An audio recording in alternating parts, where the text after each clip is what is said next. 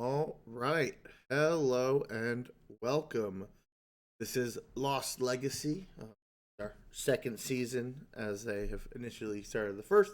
And we're on our second episode. And this is, I forget what I named it, but it's something to do with a quest. Like, the quest forms, or the quest begins, or the fellowship gathers. Who knows? Definitely didn't use fellowship. That's copyrighted. Um, no. But yeah, welcome to our D&D live play. This and like I said, Lost Legacy. And these are my friends, family players, and we will get some introductions. So I'm gonna start with how I do it on the stream. So I'm gonna start with Chris. Hi, I'm Chris. That's me. I am playing the changeling psychic war. I was almost said warrior, but he's not. He's psychic rogue, Finn, and yeah. It's been way too long. I'm happy to be back. I can't wait for us to get to the shenanigans.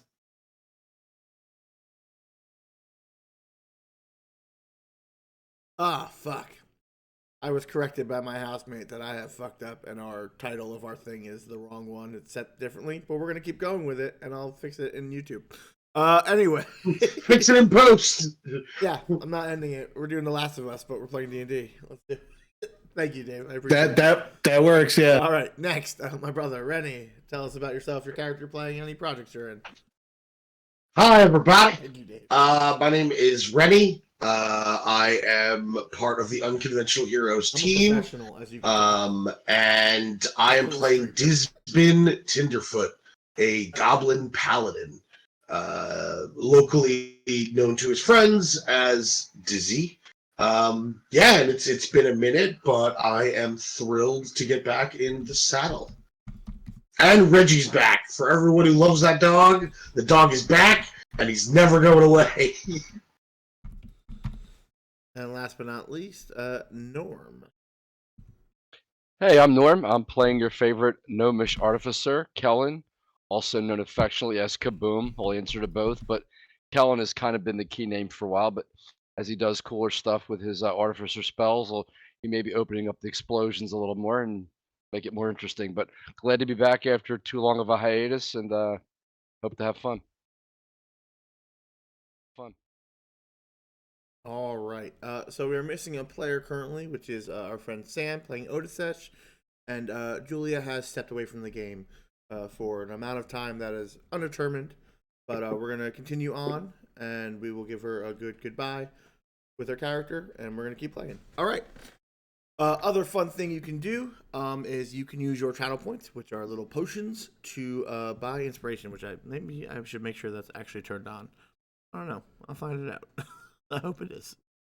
But I'll double check that. Very professional. Listen, I'm still streaming Last of Us. You can tell how good I am at this because this is clearly what I do as a job.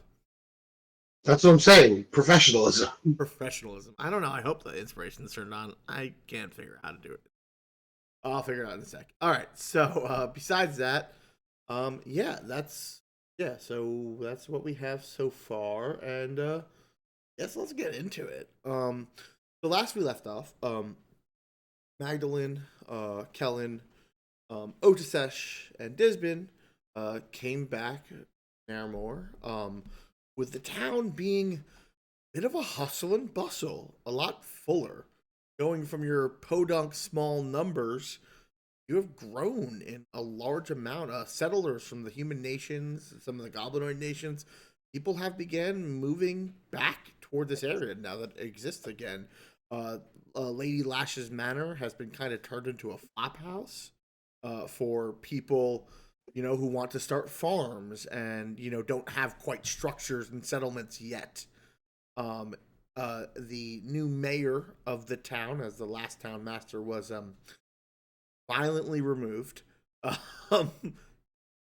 is Keg, the halfling mother of Disbin, and the Mom.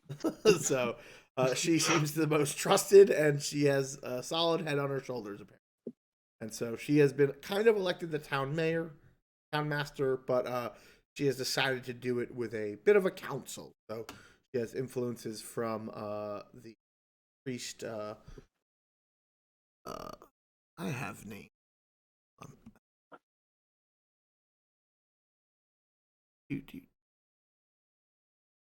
Oh boy, that did not work what I wanted to do at all. Okay, we're good. Father Hastings. Brain stop firing. And yeah, and so these small groups of people. Shudriz is kind of like a loner now, drinking in the corner of the bar because no one likes him. But he stayed in town because he's kind of loyal and hopes this is, the heroes kind of spoke to him and talked to him a little bit and gave him a little encouragement, and he might be going to try to at least help keeping the town safe, maybe organizing but besides that, y'all are waiting. You all went out to go find a little bit about yourselves and also find out what happened to Norm, because when he was destroyed in the big ritual, he evaporated into snow and ruby dust, which is weird. And his familiar also passed on during that fight and was refound by Magdalene in a strange fey carnival. So, the four of you, excluding Finn, are now at the Mernig farm with Kellen in the barn that was his brother and his kind of hangout space. Your guys know that Norm should be coming in a 10-day. Hopefully you can kind of figure out what to do next, as you don't really have a lot to go on besides that some of you have found some things along your way, which might be information about what's going on, at least in the outer world, and also what's going on that pertains to your group. So, without that, the night passes, unless you guys want to do anything specifically while you're waiting. Nope. Okay. So the night passes, and with early morning, you all kind of arise in the barn, hear the scrambling of small critters as they begin tending the fields and gathering the herbs for Jelly Belly, the Kellen's mother, who is a apparently powerful druidess that uses her animal companions to help farm and till, but Kellen may have learned some secrets about her past while on his misadventure. You hear instead of a breakfast bell, there's a small explosion from the lab as your father likes to wake up bright and early and do his experiments while no one can tell him not to. And you guys, your day is yours. So have I showed up yet? Then you're not there, but you're on your way. Okay, I just want to make sure. With the explosion, Dizzy falls out of the hammock that he was staying in that was sort of near the roof of the structure, kind of landing in a heap. Every day. Why? Oh, there's got to be better ways to do that. Kellen just stays sleeping because he's used to this stuff, and it kind of makes him feel home. The smell of if it was quiet, he'd be upset. The smell of smoke gently wafts into the barn through like the hayloft. But the smell is strange because it smells like cooked food, but it looks like dark smoke. Well, the smell of food wakes me up.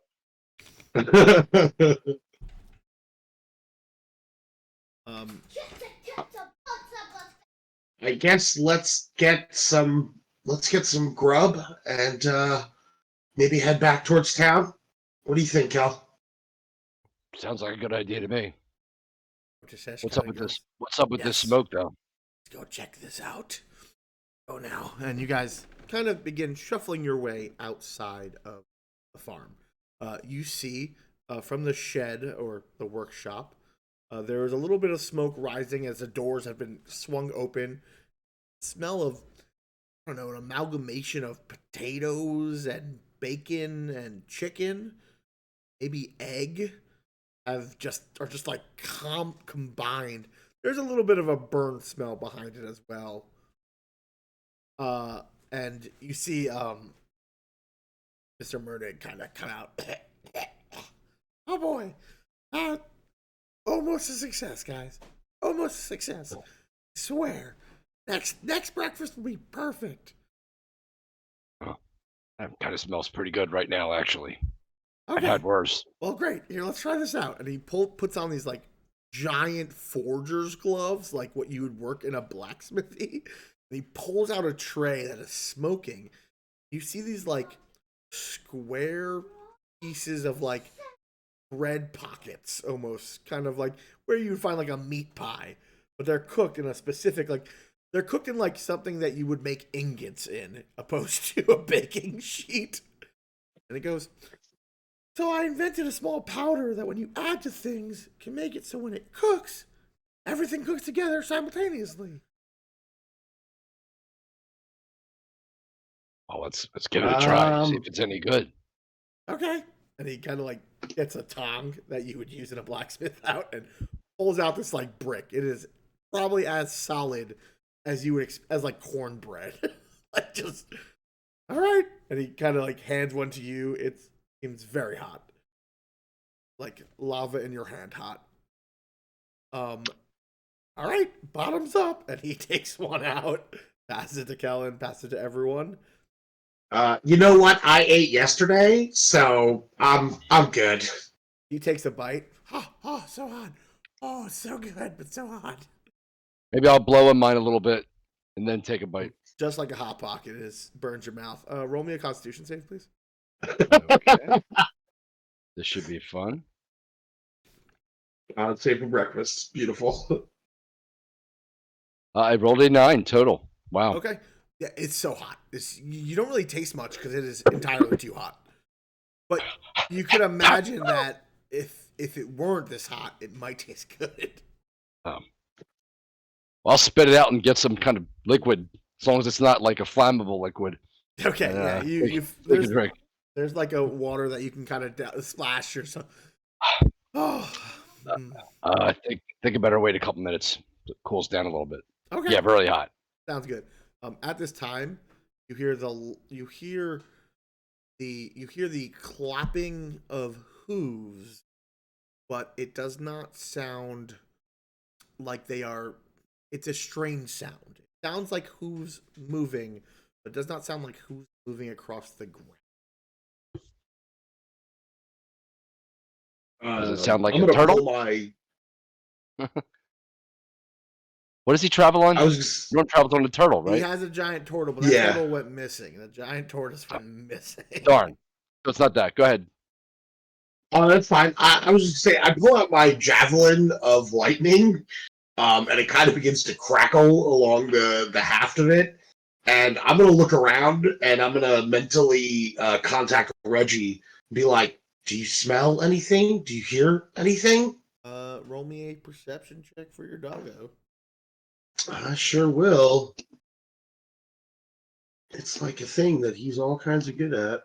While you're doing that, Finn, you are riding upon a phantom steed, Norm, the Magi, weaving in and out of the path toward the Munich farm, which you know is loaded with landmines.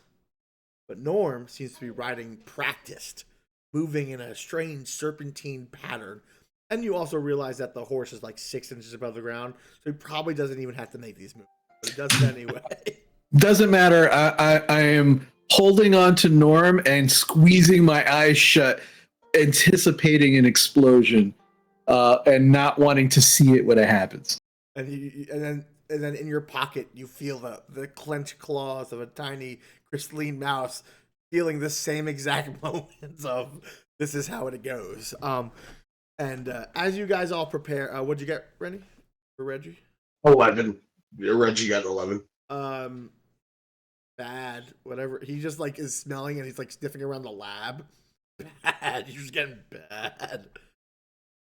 Bad in here. It's just bad. Reggie doesn't like this. I don't know if it's breakfast or whatever's coming. The pieces that Kellen spit out, Reggie has already eaten. Yeah, I figured as much.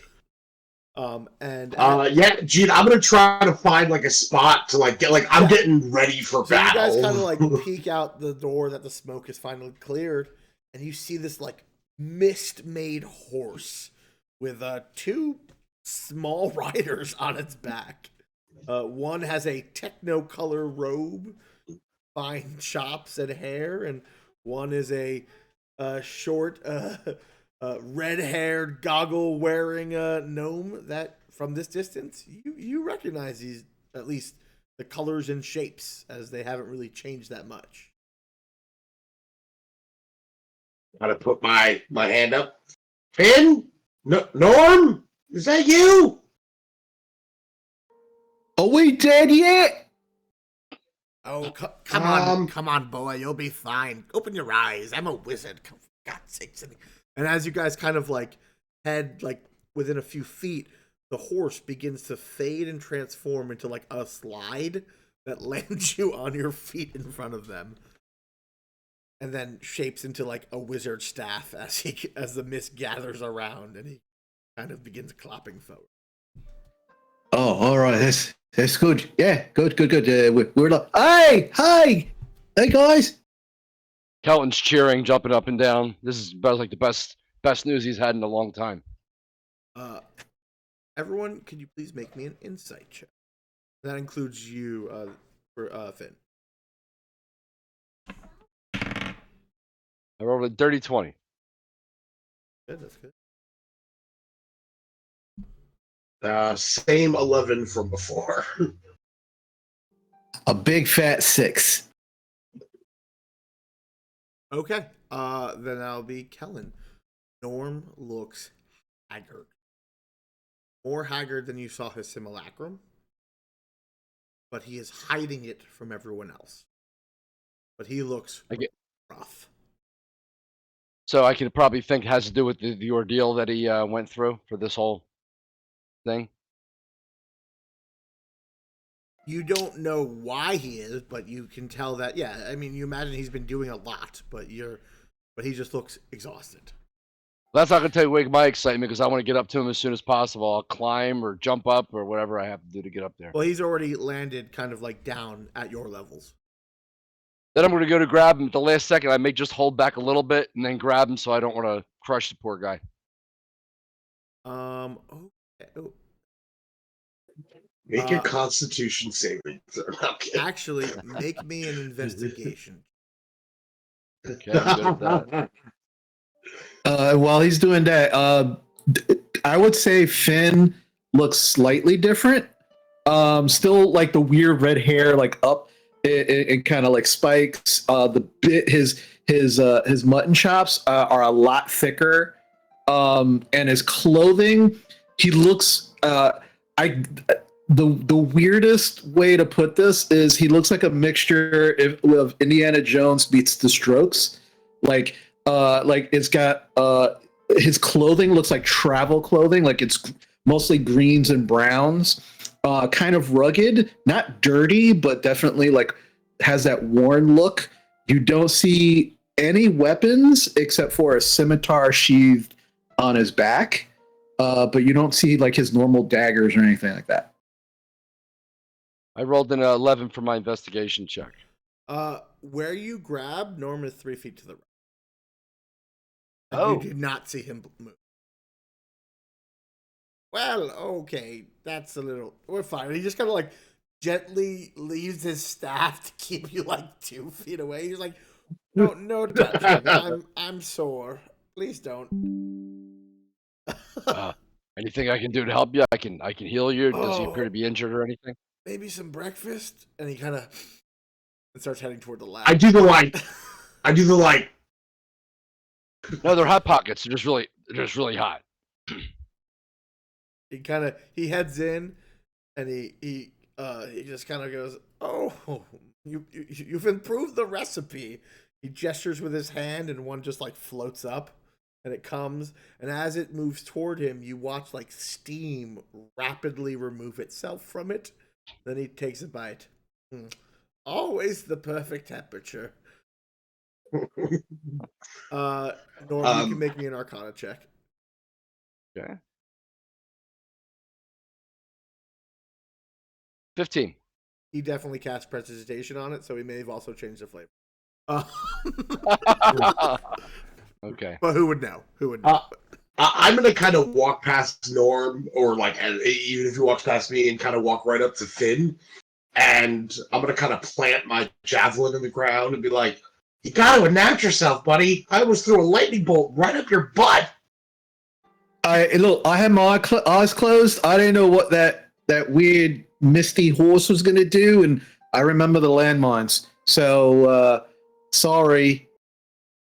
So it's okay. That was my alarm clock this morning. I'm just happy to see you. And Dizzy kind of gives you a solid hug, but kind of in like sort of the ways that maybe you've changed physically. Dizzy seems to hold himself a little differently. He's standing straighter. Some of that like juvenile kind of attitude. It doesn't seem to be gone per se, but it definitely seems like he's a bit more serious. And he gives you kind of a big hug. Yeah, Man, I hugged Dizzy back. Yeah. it feels like it's been a really long time. Yeah, a lot of weird, crazy shits happened. So yeah, Yeah. you look good, man. You look good. Finn, as you're kind of like saying hi Thanks. and like looking, standing at like, I don't know, 6'4", I forget what his height is. See a dragon, black scaled, wearing like a Roman-esque gladiatorial kind of like scale mail, but he like holds himself with a bearing. You have never seen a dragon person. You've heard of them, and you've seen them in the dreams. This is a full one, and it is. He's just very quiet, but just like look. I just start like eyeing him. I'm gonna cast Detect Thoughts. Okay, are you just trying to get surface thoughts? Yeah, just surface Okay. thoughts. I'm not digging. Yeah, you're getting like he's just like strange creatures. I have to fulfill the promise. So, hey, I go. It's a hesitation, like Yeah. he's waiting for something because like clearly may not be here on his own, like wanting to. Right. Well, I'll go up to him and I'll go, "Hey, how you doing? I'm Finn. Who are you?" Otisesh, yeah, Bloxia. Did you like sneeze or is that your name? And what's yours? Finn. I'm Finn. Kind of gestures down to Norm. Nolander's people called. He sent ours to answer. All right. Good to meet you. And I just look at Dizzy like, I give you like the who is this guy? Look how I look. I kind of give you like a small shrug of like, he's all right. Like, I don't know, but That's good enough for Finn. He's like, Norm kind of like looks and goes, "Well, I'm glad that at least Cazleroy Manteldrake remembered his oaths, even though he conquered parts of the world. But I'm glad he showed up and at least sent someone." Otisesh just kind of like does that like lizard snort and just like kind of just stays quiet after that. Magdalene kind of waves very happily towards you, Finn. Just kind of like, but she seems to be like daydreaming as you've seen her do before. But it looks like she's almost in like a small reverie toward what she's. yeah. I just wave at her. Yeah, knowing what she's doing and just kind of like I'll go to her later. After Kellen finishes making sure that Norm's okay, I'll go over to Finn and kind of grasp his hand. Hey, how you doing, friend? It's been a long time. Welcome back. Yeah, it's good to see you. Wow. Yeah, like Disney's right. It seems like forever. So probably got a lot to talk about, but yeah, I'm glad Norm's here, and I just kind of like just motion to Norm. Well, it took a little while. I've been held up, as I know most of you kind of know.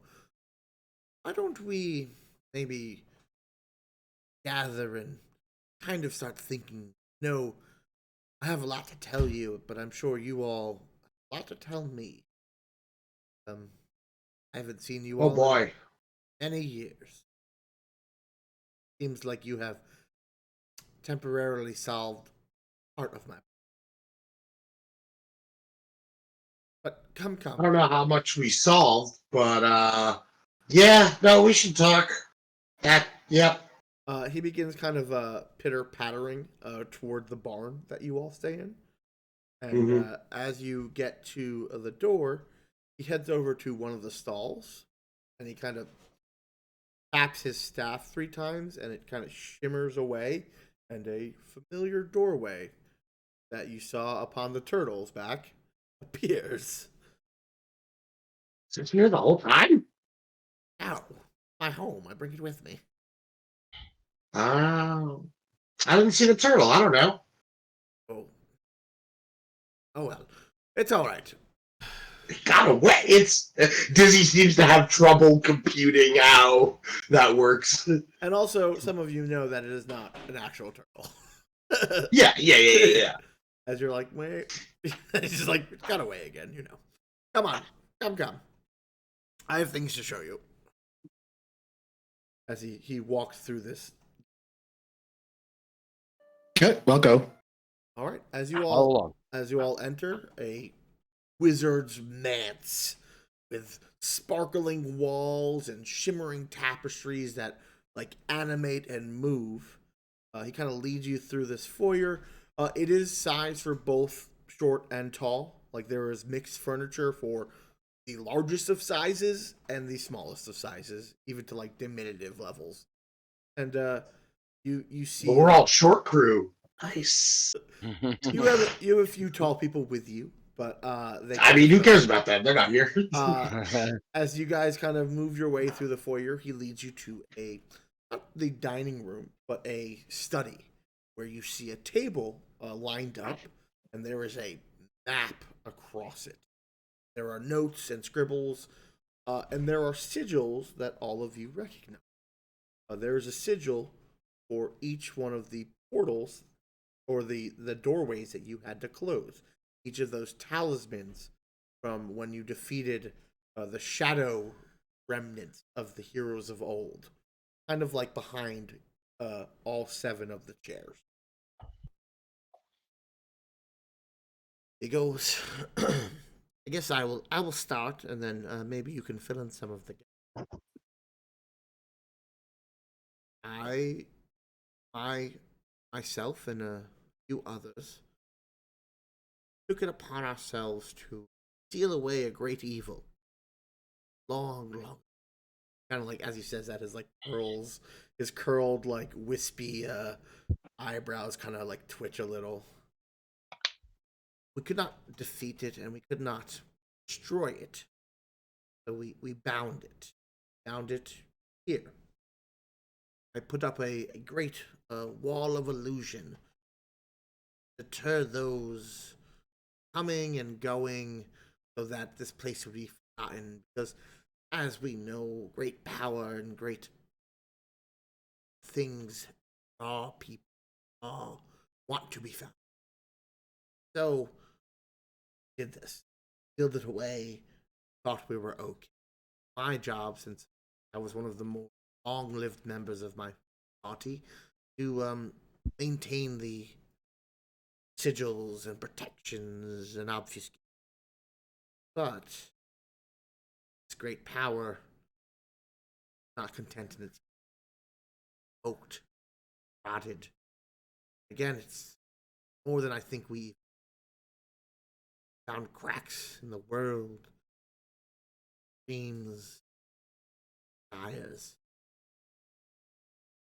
Has slowly spreading through those cracks, giving people power, tempting them to get. I think you all involved in this. Pretty much, yeah. Well, thanks to your actions, I was a bit informed on some of them, but this Lady Lash character trying to open a portal that would have broken a larger piece free, using her also erode and destroy the protections built around it. I hear she partially succeeded, but thanks to your efforts, held it back. or at least you all held it back. I didn't really do much. But talked with me well. And so, Sparkles helped. and as that happens, you see a puff of glitter, and a younger dragon comes, and Norm kind of like puts his hand and goes, "Oh, old friend, look like you have a new coat." And he kind of like sets his finger around the dragon. The dragon kind of curls around him. Yeah, I got new again. I died or something. I was like brought back at a carnival. He's like, "Oh, well, I mean that person shouldn't have played cards with me. It's not their fault that they lost and I won, and therefore they owed me a favor. Whatever. Anyway, but those are old times. Oh no, so back to it. The cult has been progressively, before you even stepped in, getting more powerful. As I'm saying, these tendrils reaching. They have been trying to free their master, but also they've been using their extensive influence and research or reach to distract me, pull me and my allies. That I have some agents that do help me through things, but to keep me from coming back here, being able to maintain the vigilance that I should be able to. Honestly, wasn't until you all stepped in did I even realize how bad things had gotten. I was so cold and drawn, and I have been honestly fighting since. I've been doing my best to counteract their threats, but they have much larger of a network. Most and kind of like you see a sadness kind of come over his face. Most of my friends gone or passed or are just no longer here or can't be found. So it makes it hard for me to maintain. I was never good at organizing. No war leader like the great Kazalroy. I was no hero on the battlefield like Sergoth the Strong. I am a wizard, but I'm not that type of wizard hurling fire and lightning amongst my foes like Alfred, and I was never as clever or sneaky. Yeah. And then the twins, they're their own. But they No, I'm just because too. no, but they're of two worlds. It's really complicated. Okay. It's long, and they had other things and royal decree. And then Orwayne was always very devout and sacrificed himself. I'm sure doing something great. But the problem is, we need to end this once and for all. Seal this permanently.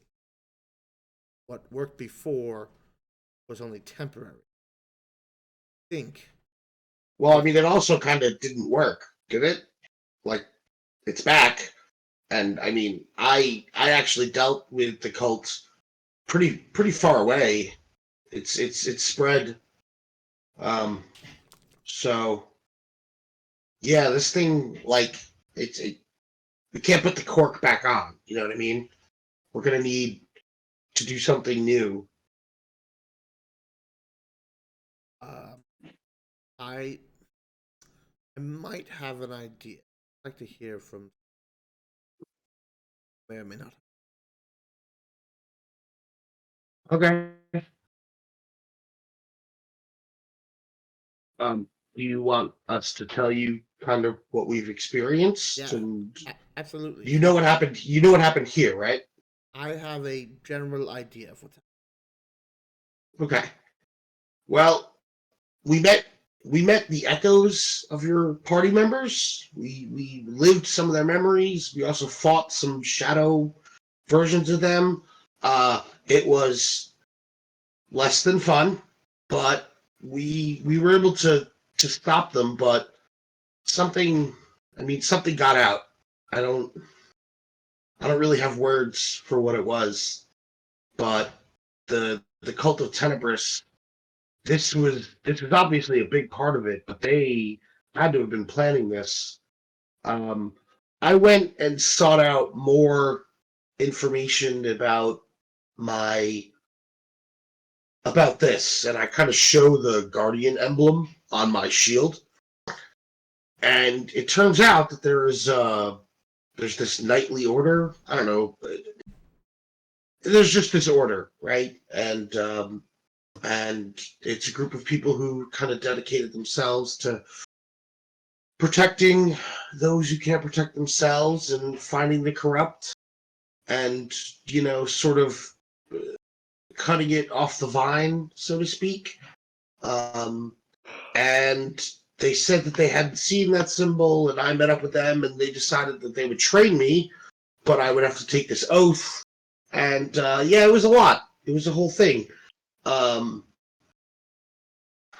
as part of the training, the final thing that I had to do was I had to do crimes, and I know that we did a lot of crimes back here, so I was I don't want to say good at it, but I was pretty good at it.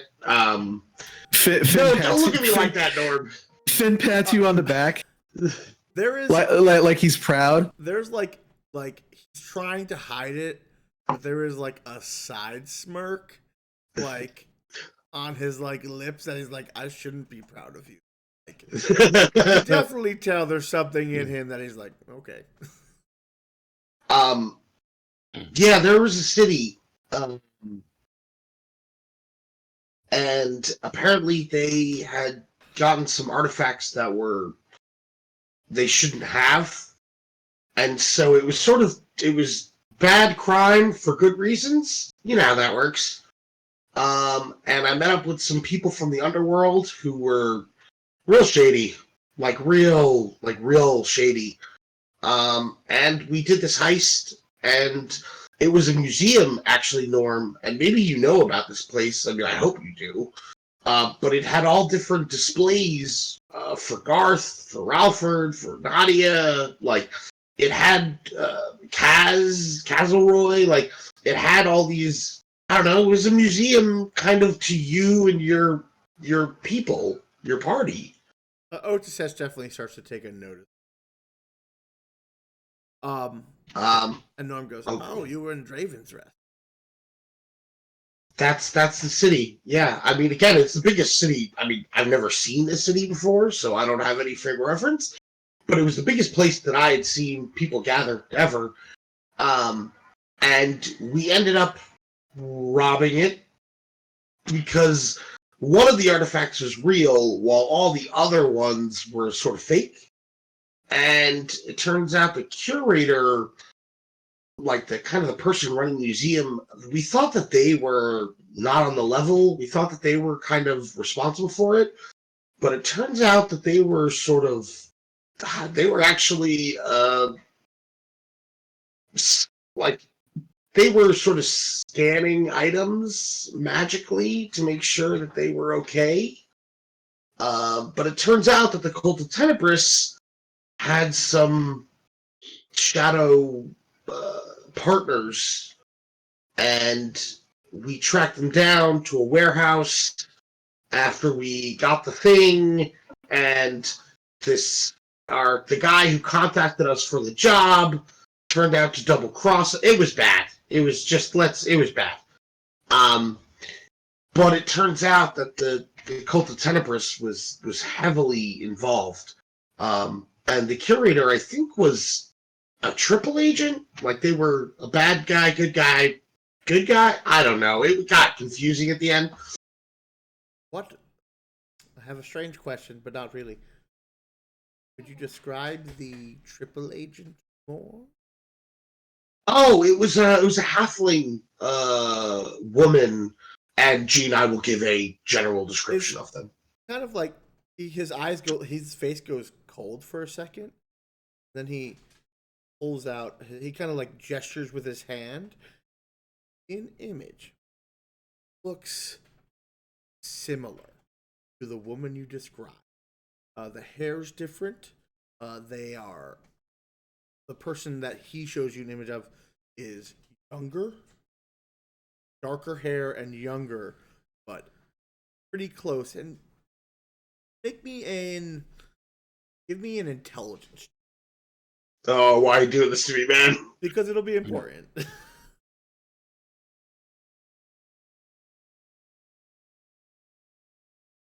Oh God, I rolled a crit, but it's a 19. Okay, well then it actually is bad that you rolled. So you gave a great description, but this image that it came back to you, is off a little bit. There's definitely some changes in it, but the illusion that he creates look pretty like similar to what you just described, but not quite. I kind of shrug, and I'm like, I mean, that's pretty close. It's a little off with the hair, and the nose was a little different, but that's pretty close. I saved her life when she might have died, so I think that I got brownie points with her. But at the end of the job, we couldn't find her, and she had been snapped. It was real. It got messy. I almost died, but we were successful in that we didn't let the cult get the artifact that they wanted. That person, I think I know at least who they might be or descended from. They will be found if they want to, because they are presumed dead currently. And there's definitely like a wrinkling of like that furrow of like, how dare you lie to me for so long? Like that realization of like, I thought this person was dead. And he goes, all right, that's a lot. We can unpack that a little bit more later, but I think the information you have given me is important for Draven's rest. Okay. Oh, and Reggie's back. And like I point to next to me where Reggie's sitting. Finn immediately runs to Reggie. He's like, "Who's a good boy? Who's a good boy?" Finn, you will notice that Reggie is not the like aged hound because Reggie was kind of an old boy.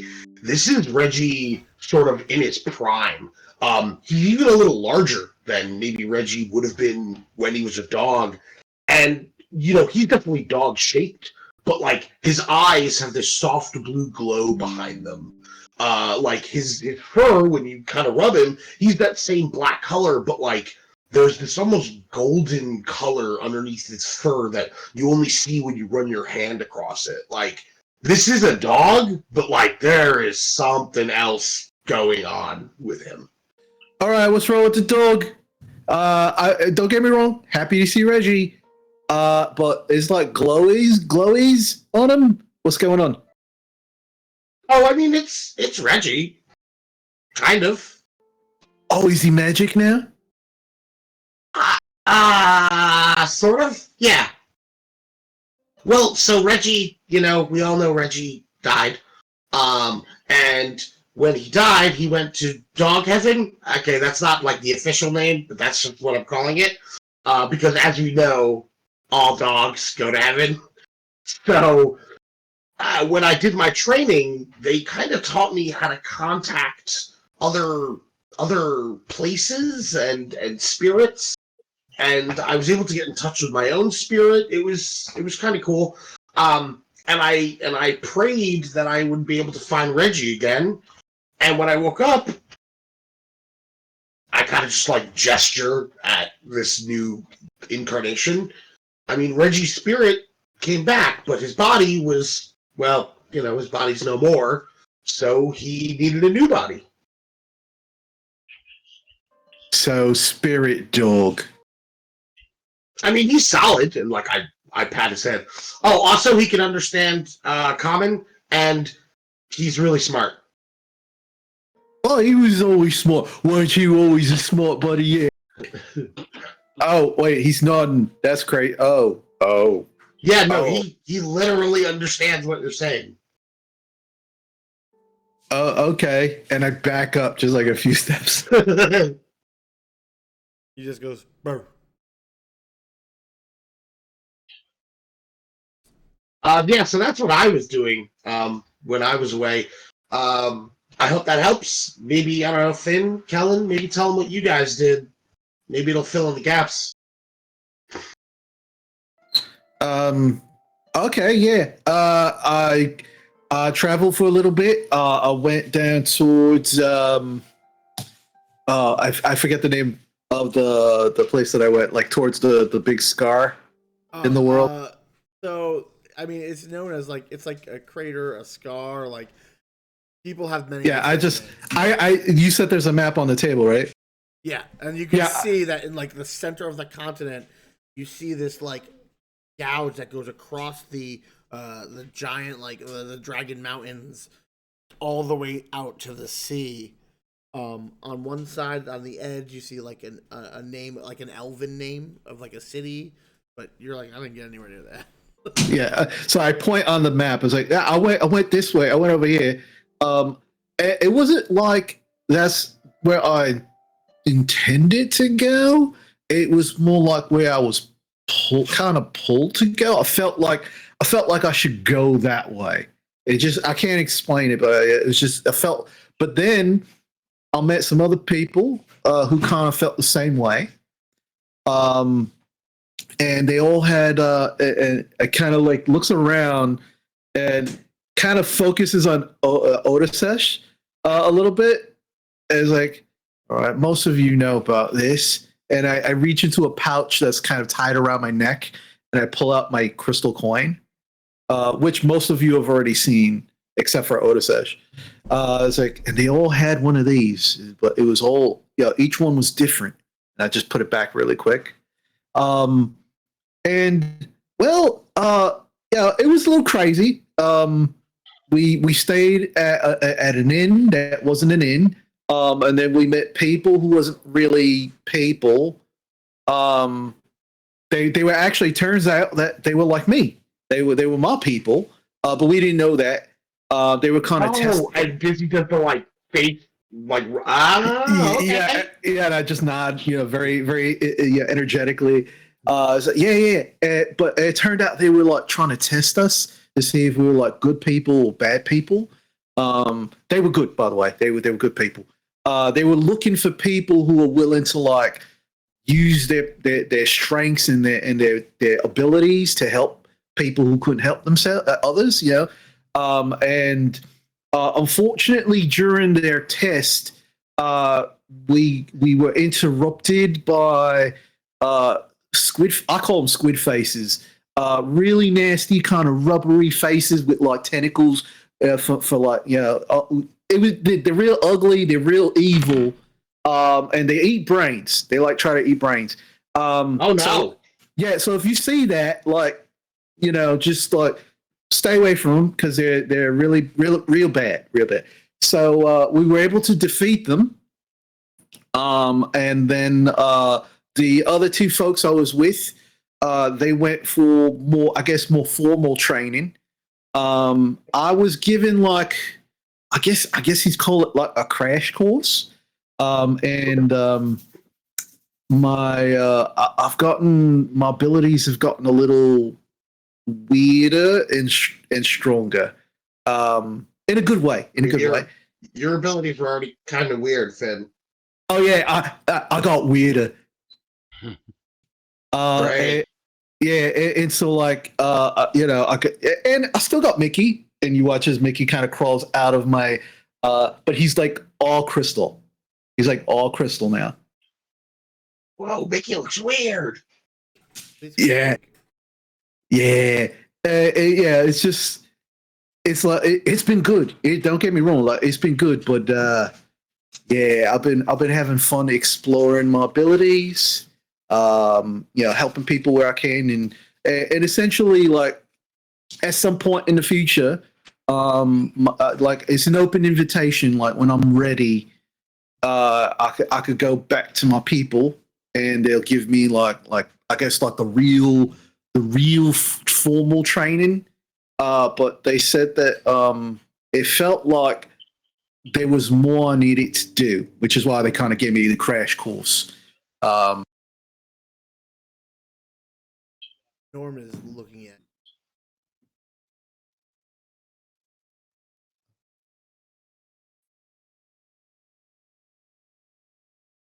I mean, if we didn't lose Chris, that is an epic face hold.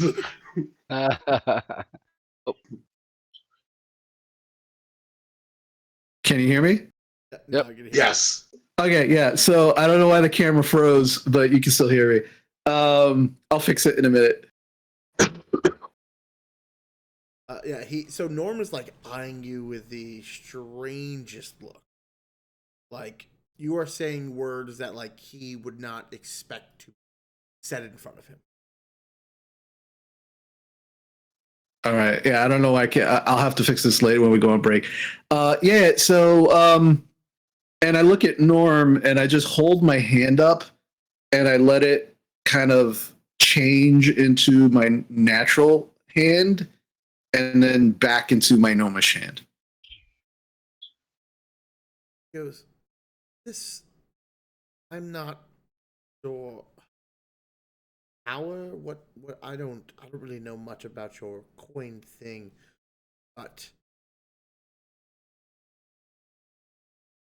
I have some thoughts. As we mentioned, as Izzy mentioned, that didn't have enough last time. Whatever we didn't.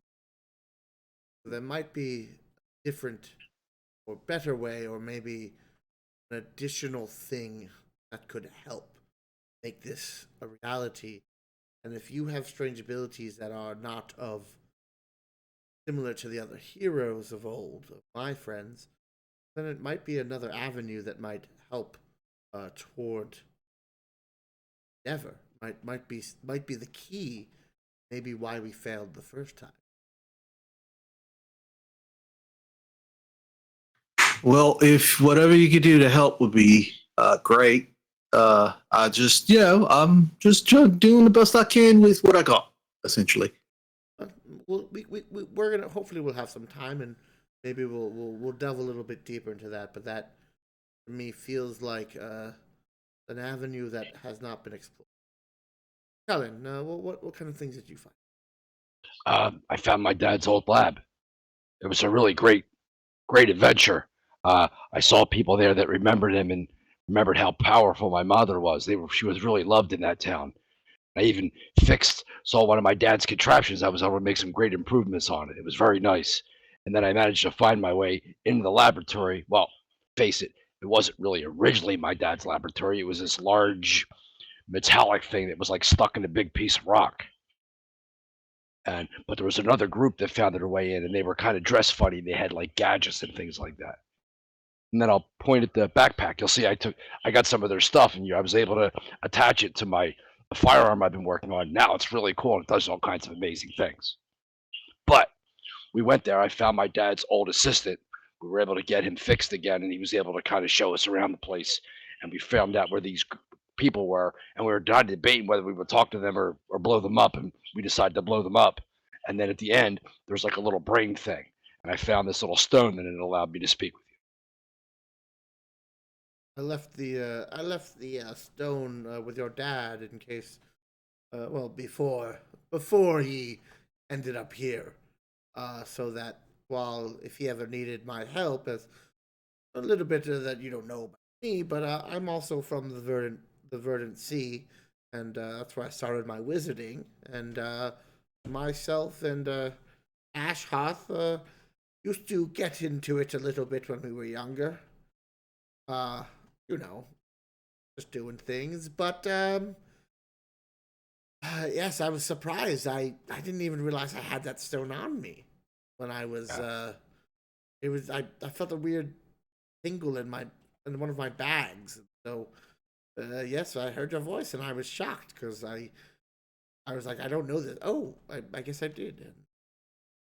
But I'm glad you got to me. That helps. But then there was like a secret organization, and they were helping me. I forget their name off the top of my head, but I'm sure I have it written down somewhere. Are you talking about the guardians of the area? Yes. No, they're not secret. They're the people who they protect our tunnels and our walkways.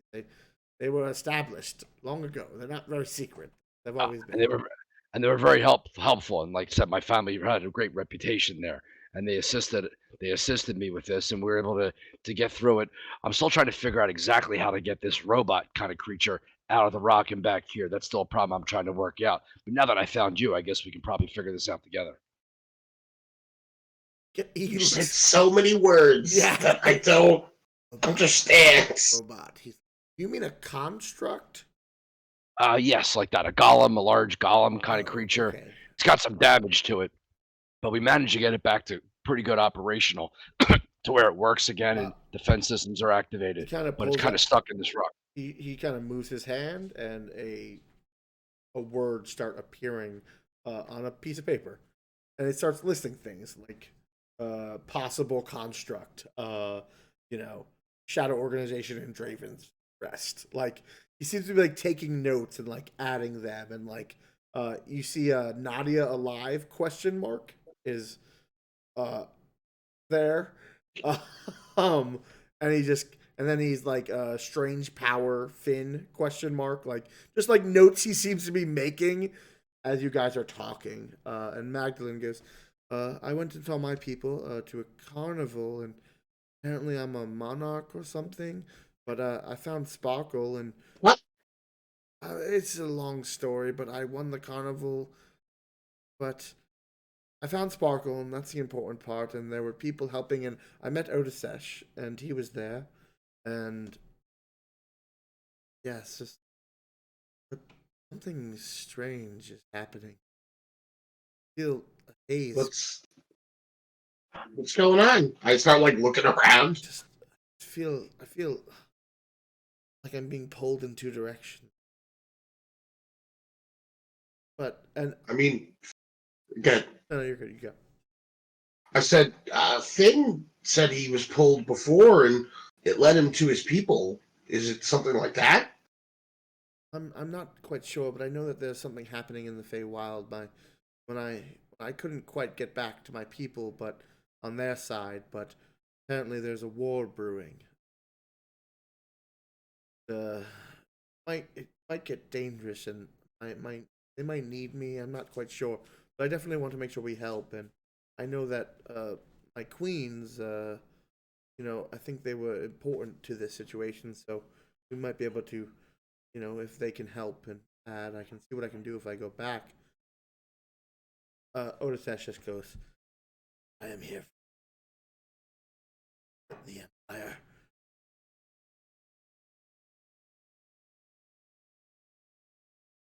Connection.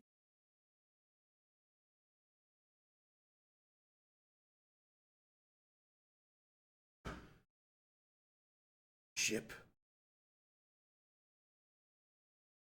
Waylaid. Again.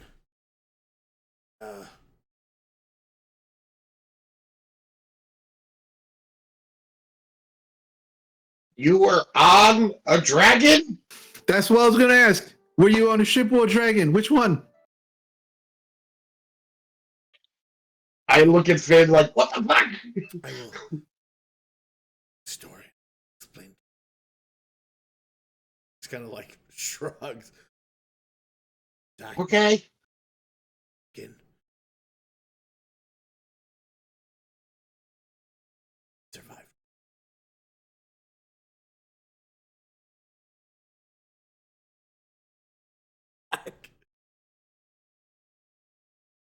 Yeah, we'll circle around back to that later because I'm real curious about your dragon ship.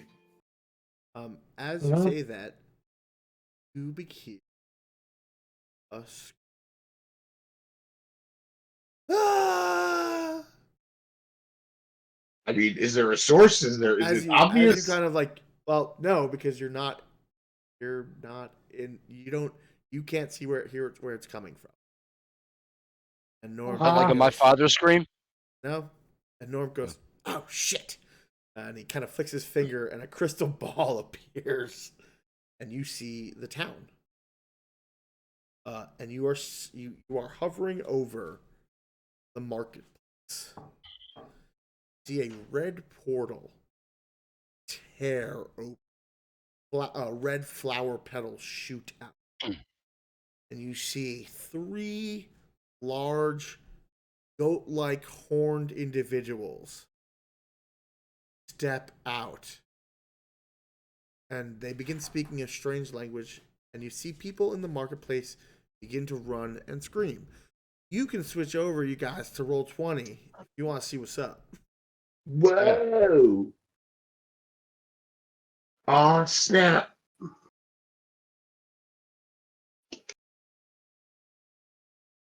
Oh, this is the market where some of my family died. I remember this place. Whoa, crazy. What are you talking about? It's great. It's a good place. Everyone loves it here. I mean, it's fine. I mean, I don't hate it. It's fine. They were dicks. And you see this this satyr, this goat satyr with like thorn tattoos and like poking around and out through his outfit. You see this giant satyr, the Minotaur, just like ripped and just big with a giant great axe, and he's large. You see this other satyr that just seemed to have like purple skin and dark red horns. Kind of reminds you of the tieflings, the tiefling healer.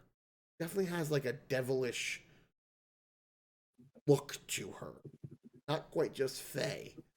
They kind of step out of this like circling ring. The people in town start running. Magdalen's eyes. The war seems to be here. We must go. What's going on? Whoa, what? And Norm goes, "All right, I can get you there." And he kind of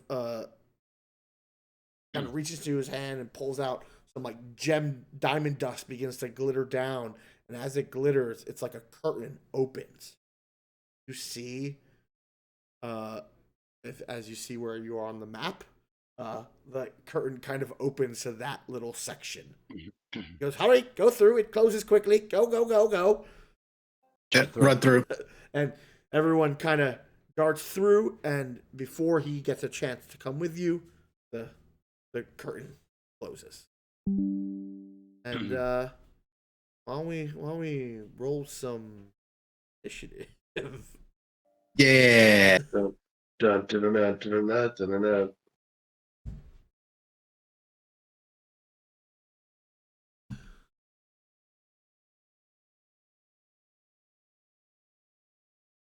Ooh, 5 initiative, guys. Uh-oh. That's not much better. I got a 10. 18. I'm gonna be taking a nap. What'd you get, Finn? What'd you get? 10.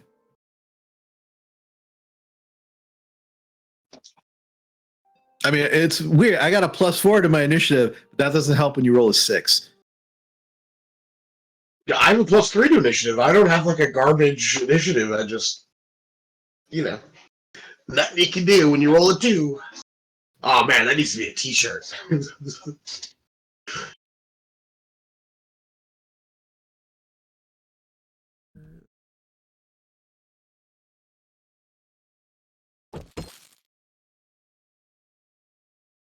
Sweet, I love you, Dion, for autofilling that in for me. Best.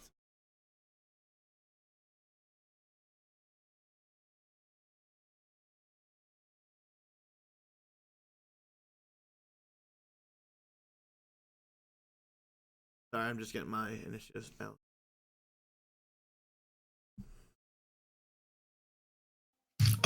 Gene, I will say, just as an aside,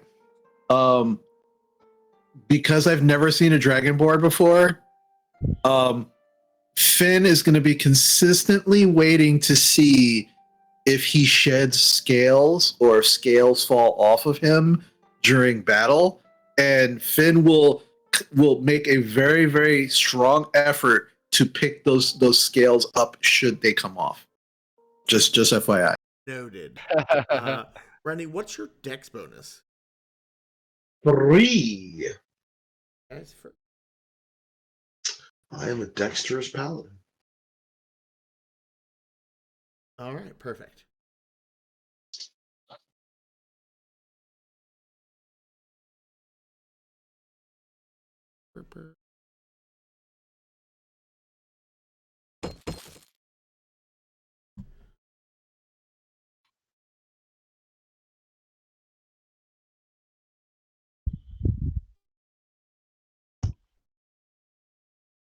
All right, so you guys jump through the portal as it begins to close, you see your father huddling behind a cart as Hank Tenderfoot is still here. Is that him right here, Gene? Yeah, buddy. There are people Oh, on god this. damn it. Okay. There are people on this map. It's a market. Yeah, okay. And yeah, there are the people I left except for Ats because he's totally dead. Don't worry about him. But there are people here and they are running. But to start us off, it is Cullen's turn. All right. Take a look over my spells. It's been a long time. It's been a while.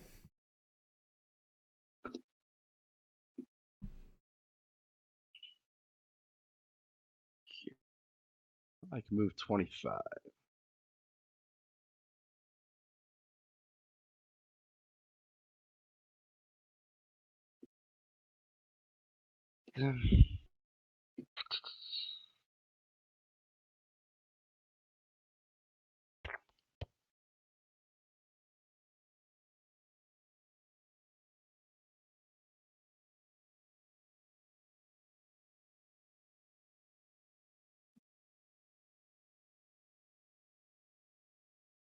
We gotta get these people out of here.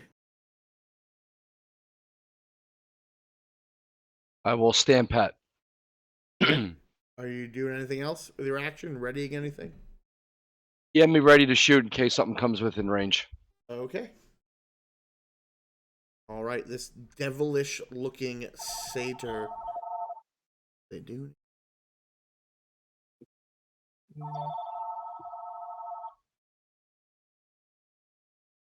Change on that. I feel like I just went back in time to the 80s with that ringtone. I love it. AT&T, help me help you.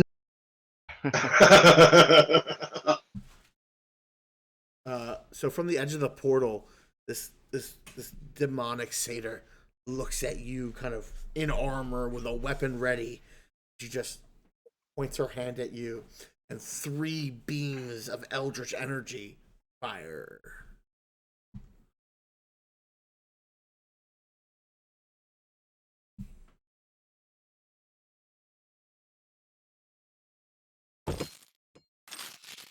First one's a crit.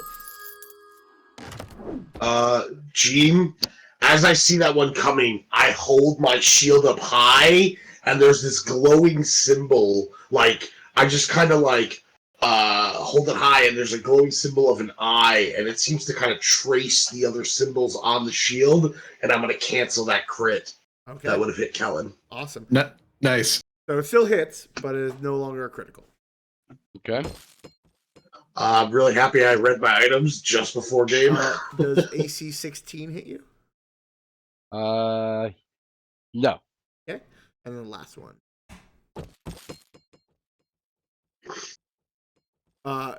Distracted by this glowing emblem.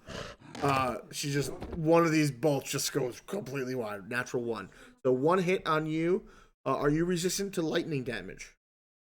I am if I use my absorb elements as a reaction. So 5 lightning is coming at you.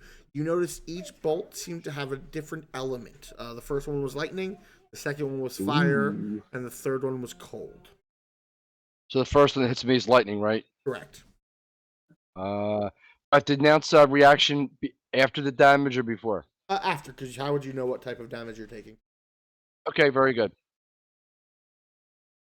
So if you'd like to, you're only taking 5, but if you'd like to use, I'll take the hit. I'll take the hit. okay. So this lightning blasts into you. She stays where she is because you seem to be in range.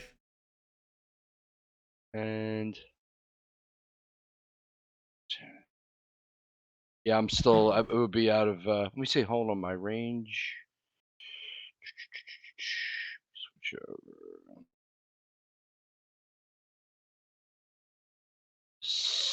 So it says range 40, 120. That means anything outdone 20.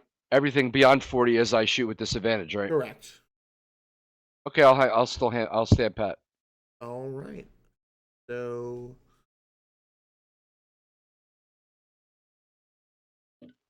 Otasesh moves forward. He's gonna do stuff, I think.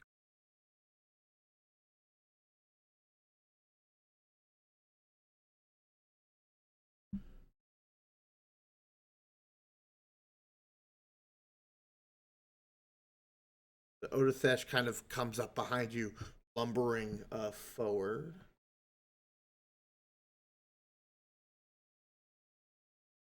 Looking at the satyr with like the thorns, he just holds up this like strange amulet he wears. Hear a bong. What happens?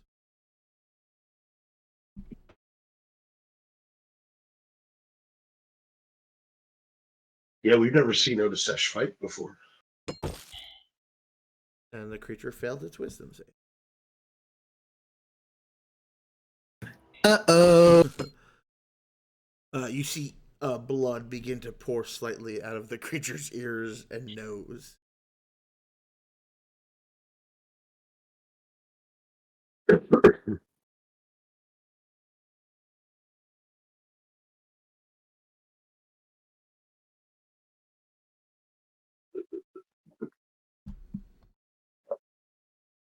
All right, Finn, it is your turn. Okay, so I'm gonna use my full movement and bonus action dash to get as close to them as I can, all the while, screaming at all the people, "Get out of here! Run! Run!"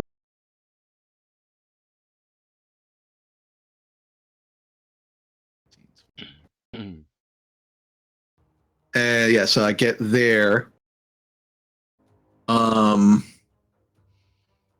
And I'm going to use one of my psychic blade attacks at the purple satyr is the one that threw all that at Kellen. Correct. That was casting magic. Okay, I'm going to throw one of my psychic blades at her. All right.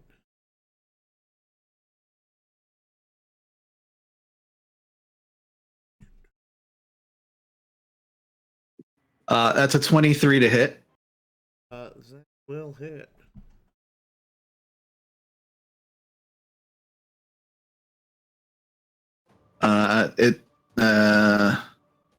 That's not right. Okay, there it is. Yeah, six psychic damage. All right. It staggers back, but seems in it. And yeah, that's it. That's my whole turn. All right. Magdalene runs forward. Again, she's like possessed. You start hearing like the chimes of like bells, and the wind picks up around her. Her hair flows as she moves real fast.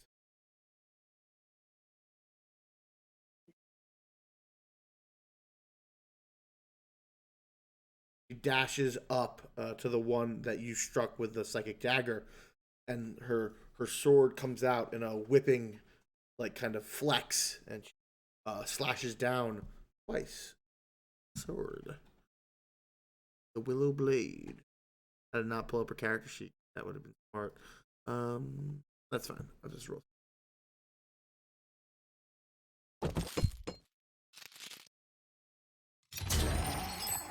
Man, I roll fucking terrible when I'm rolling. She swings. Oh God! It seems like whatever the influence of the portal is, and whatever she said she was seeing before, kind of like takes her off balance. And Finn, because you're close enough, make me a perception. All right.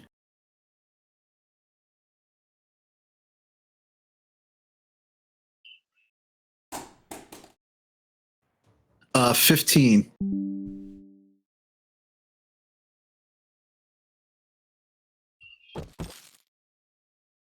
You think you see a strange, small creature, not creeping its way toward Magdalene. When you say small, like sparkle sized? Like your size. Okay. And I'm going to reveal the person on the map. You see a strange bunny man in a fancy outfit. And you hear, "My queen, I've come for you. We have to go." And what they do, that's what you see for now. That. All right, Magdalene has gone. Is that Mr. Papadopoulos? It is Mr. Papadopoulos coming to The save his greatest. queen. The greatest hero there ever was. Okay, so the satyr that's been struck a few times looks at Magdalene and ignores her.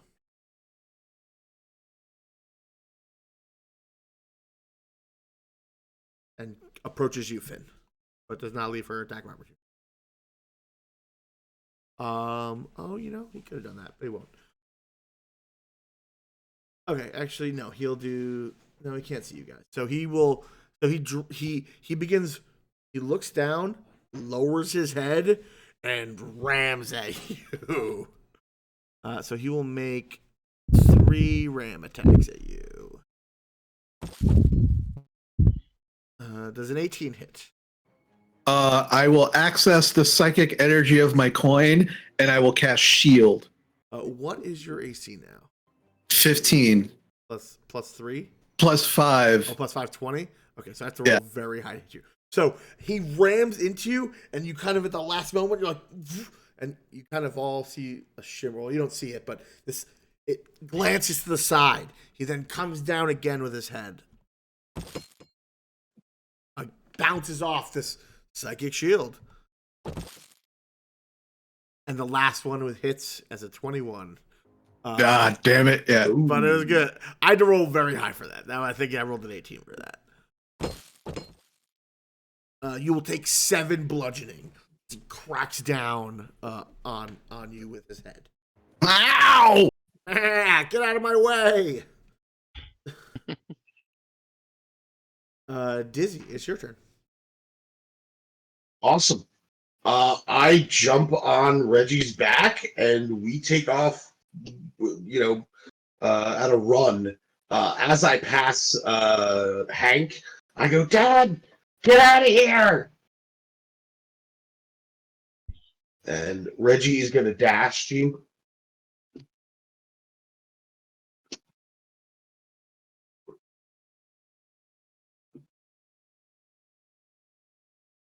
And I roll up next to Finn. And with a bonus action, I am going to cast Hunter's Mark on this dude.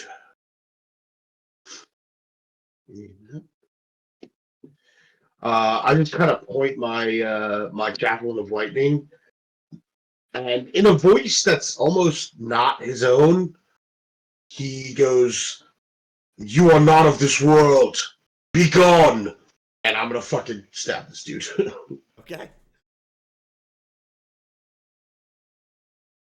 I should probably roll to hit. Ugh, AC 10 misses. That will miss. Yeah. And I will swing again. AC 26. That will, in fact. Okay. I will deal. One moment. Doop. I'll do a total of 13 damage. All right. Respectable after the blood from his ears a little bit. Guy staggers back, but he's still in this fight. Cool. That's my turn. All right. You see the biggest Billy Goat Gruff stands tall. Yes. Snorts. 2, 3. And begins running. Let's see. How about each of you roll me d20? Finn or Dizzy, and whoever rolls highest is safe. Oh, I rolled a 17. I rolled a 17 also. Okay. We're both safe, Gene. I'll say this. Because you rolled the exact same number, and you guys have fought together, I will allow you to choose who you would like to make the target of this. I'll take the hit because I still have my shield up. You do. All right. And if you still get hit, I can This I can guy help you out. rushes forward, head down, and attempts to gore you. All right, let's see what this Manotar does. Bad bull, bad bull. Oh boy, that is rough. Okay, let's see what happens. Hopefully, it doesn't hit you, but if it does, it's gonna be good. All right, he will attack recklessly.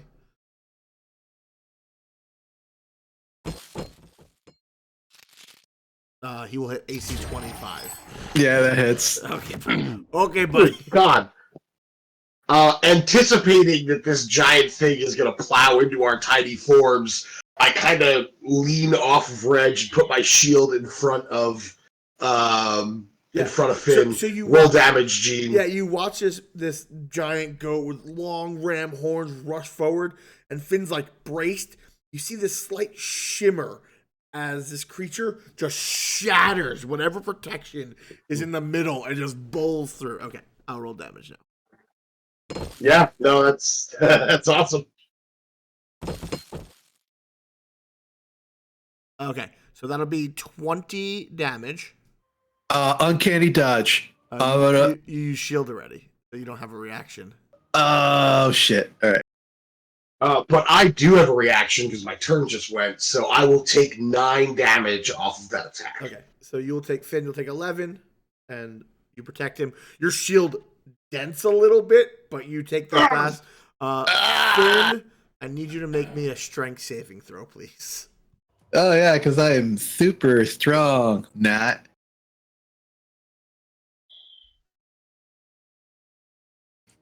That's a big old 7. You get launched 10 feet back, and you are prone.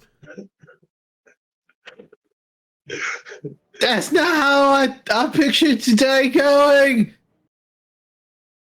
I'm just going to put the net on you or something. So you know you're prone. You just, boom! And he will fill in this. Actually, no, he'll stay there because he might want to run again on his next turn. Okay. Okay, so that is the end of the round. People begin scattering, so I'm going to kind of handle that stuff now as people begin running and diving.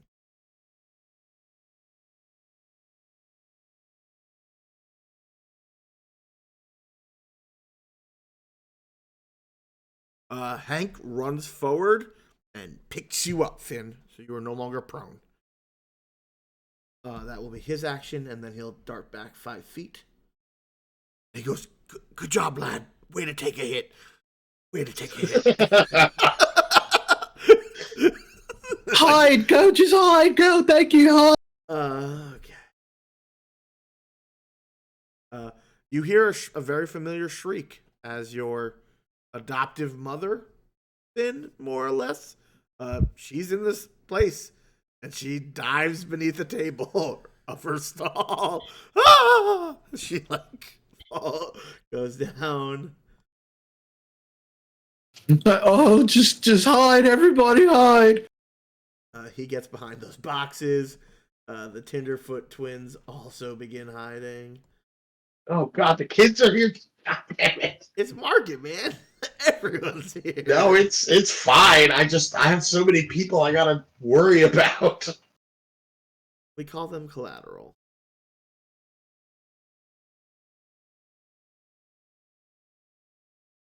All right, that looks good.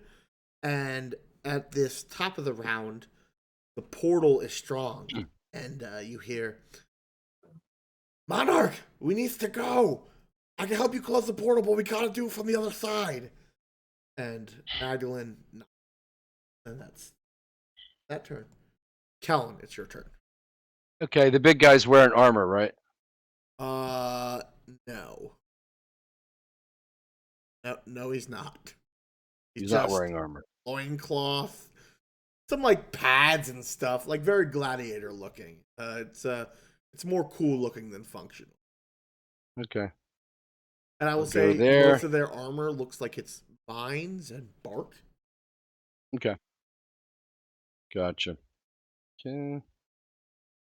I will. I will say this, Norm. If you want to go back your movement, I don't know if the Minotaur came within 40 of you. He did actually move a little closer. And he's a little bit bigger, so he may have been within the 40 range you were trying. I want to take that. Oh, so he was within the 40? I think, yeah, because he was 60 away and he moved 20. Okay. I'm Then I'll pretty- take the I'm pretty sure. I'm going to give it to you because I'm generous. And Okay. also, you have a. I will say, though, no, he would have chosen at the beginning of his round to be reckless, so you will have advantage on Okay. the attack. The best I rolled is a 16. Well, that's good enough. Okay.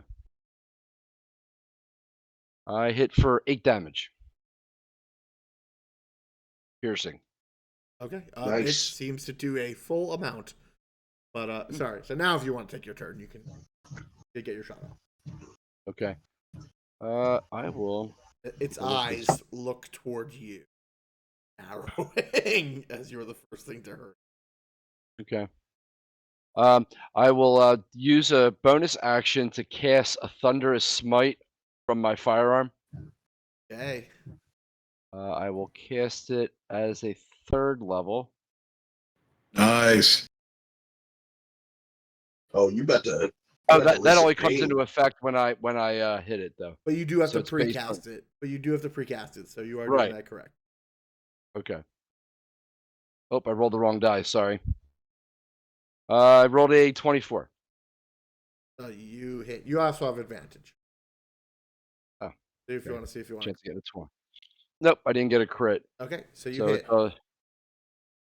it does 11 damage, and I don't see the smite. Look in your spell. It should tell you what it does. Okay, hold on.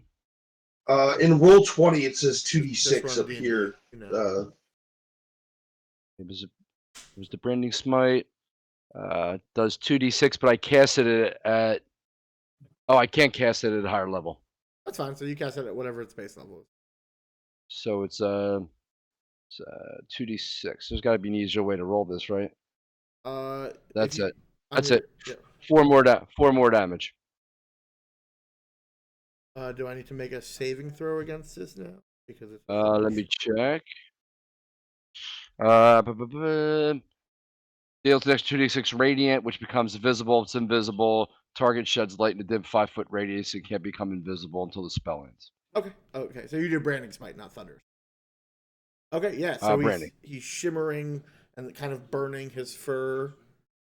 Yeah. Anything else? Take a look. Just move back just one spot. Stay there. That's it. Right. The woman from before. Pesky rabbits, get out of here! And she will swipe at Mr. Papadopoulos. Mr. Papadopoulos. Actually, no, she's not going to do that. She will. Brandon, you're wearing lots of armor, right? Oh, yeah, half plate. Yes. It starts getting real hot. Things are Ah. warming Woo! up. Woo! As she gestures, and kind of the energy from the portal, the weird symbols begin to appear on your armor. She casts heat metal on you. Which any creature in physical 2d8. when you cast a spell. All right, so you take 2d8. You'll take 8 fire damage. And that stands in that portal, but make sure that this rabbit's not. All right, Ursesh. How hurt do you look, Finn? Say again. How hurt are you? I'm not too bad. 33 out of 51. Okay. He will heal you. So he will cast a 2nd level cure wounds.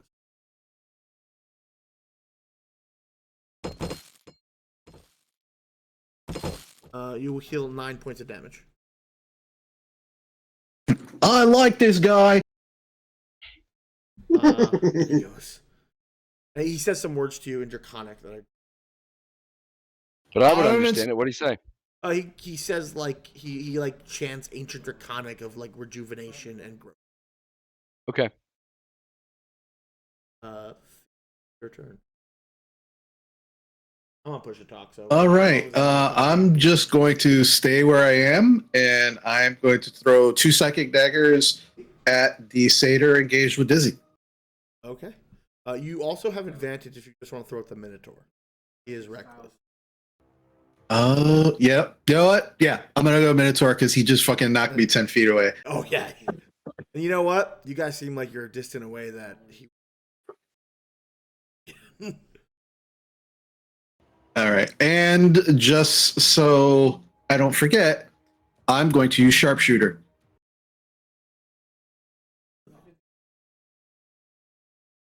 Oh, you're that kind of rogue. That's awesome. Does a 15 hit him? Yes. That's the first hit. Oh, second one is an 8 is a dirty 20. Yep, both hits. Are you sharpshooting both? Yes. Right. So Great. yeah. Oh my god, yeah. So all right, so wait, so okay, if I sharpshoot the first one, then I miss the first one. No, you hit because you had advantage on both. Oh, okay. No, but I'm using sharpshooter, so it's -5. Oh, so the total was a 14 with advantage? So no, so the first one would have been a 10 with -5, so I don't hit. But the second one was a dirty 20, And that so that one. one hits. And you will get your sneak attack. Gotcha. Okay.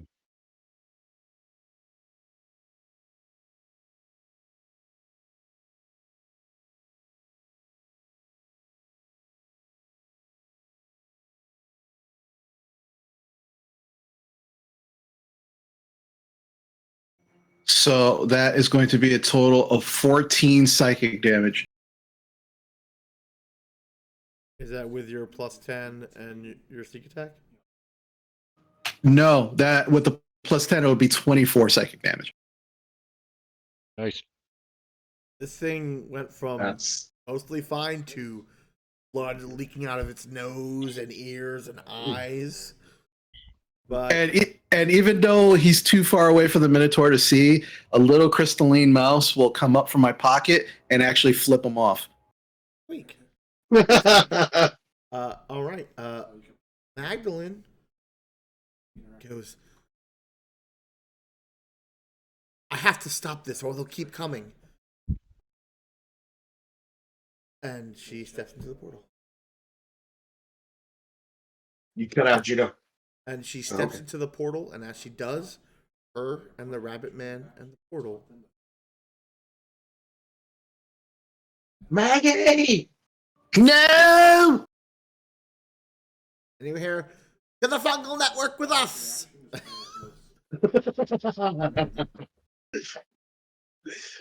Mr. Papadopoulos cashed in all his favors. All right, and that was that. So the guy in front of you, Dizzy, it's real hot. He starts swinging at you. He's actually no. Yeah, come on down. How fucked up did you get?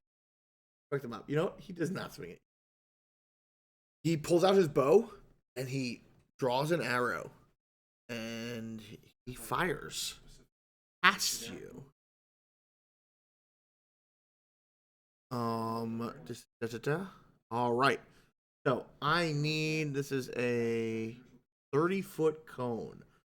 So I need everyone, I need everyone to make me a dexterity saving throw. As he draws back, you see thorns begin to grow on his arrow, and when he fires, all the thorns rip forward. So it is a 30-foot cone, so I believe that hits all. Roll a 13. Okay. It is DC 14. I failed. I rolled a 10. But I am going to use my uncanny dodge. It's a deck save. I don't think you can dodge for this. Ah, damn it. Reggie also has to make the save right now. Reggie made the save. I failed. So anyone who failed takes 9. Anyone who passed DC 14 takes 4. 9 or 4. Okay. Yeah, I rolled very low for damage. Yeah, you can keep that up. That's fine. And kind of, he's still engaged with you, but that was all of his attacks. Cool. I get to recharge that later. Okay. Hey, Dizzy, it's your turn. Hey, buddy. Give me 1 sec while I update Reggie's hit points, since he took some damage. Boop, boop, boop. He took 4. Because he's better at this than I did. And I lose Hunter's Mark. Okay. Okay. I have to make a concentration save, or I lose my spell, correct? Or I lose it automatically. You've already used it. Well, you could lose. You could lose But the ability. but it stays on for concentration, though, Yes, so I can keep so it make up. a Right? concentration check if you want. Well, so so the invisibility canceling stays on for concentration, and you can hold. Oh, so it only works for 1 hit. Correct. It gives you a big Okay. damage boost for like a big shot. Got it. Okay, no problem. I never used it before. Okay, Rennie, you are under the effects of heat metal, so you have disadvantage currently, taking the damage. Yes, I am. Okay. All right. And I will say this. Sure. I think I'm gonna ask you to have. Hold on. I think I'm gonna have to ask you to have Reggie make me a deck save. Okay. Or is it a con save? Hold on, let me see. Actually, no. Reggie's taking 2d8 damage because he's in contact with the armor. But Yeah, no problem. I will allow you to choose if he just like you get off him, but he will take some. Yeah, that's honestly the first thing I'm doing on my turn is jumping off. So you know how much It's your call. I mean, well, it would have happened when he first take the effect. It's when it first cast. So he'll. I see. He I takes, see. he I takes- took 8 damage. So then he'll take that much too. Oh, Reggie is looking rough. But there is still some fight left in this dog. So you can Rough. you can dismount him and he can fight. Okay. So I'm gonna leap off of Reggie when I hear him kind of whine for a moment. And as a bonus action, I'm gonna disengage from Mr. Bowman over here. I'm gonna go right there for now. And I'm just gonna go, Reggie, take him down! And Reggie's gonna try to jack this dude up. Okay. He's gonna miss with both attacks, because that's life. That's how it goes. But I take my Javelin of Lightning, and as I look at it, this javelin becomes a crackling bolt of lightning in my hand. Actually, I'm going to move. I'm going to go here. Right? 5, 10, 15, 20, 25, 30, 35. And I'm going to throw this javelin at the Minotaur. But as it travels, it becomes a goddamn lightning bolt. Well, will have advantage to attack the Minotaur. Which will cancel my disadvantage from heat metal. Correct. But a lot of fun stuff's going to happen. So we're going to start here. Let's just do this. How'd that go? I got a 19, which I'm guessing hits this dude. That does right? hit that dude. So Gene, however, each creature in the line, excluding me and the target, has to make a dex save. So please have this lady make a dex save.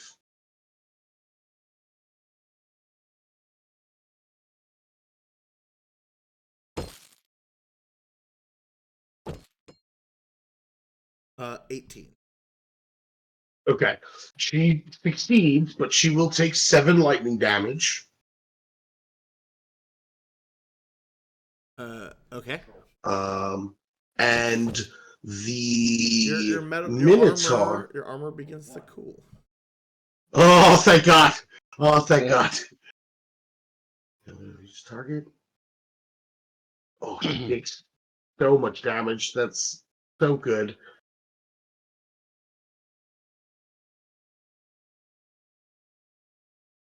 The Minotaur, however, will take 30.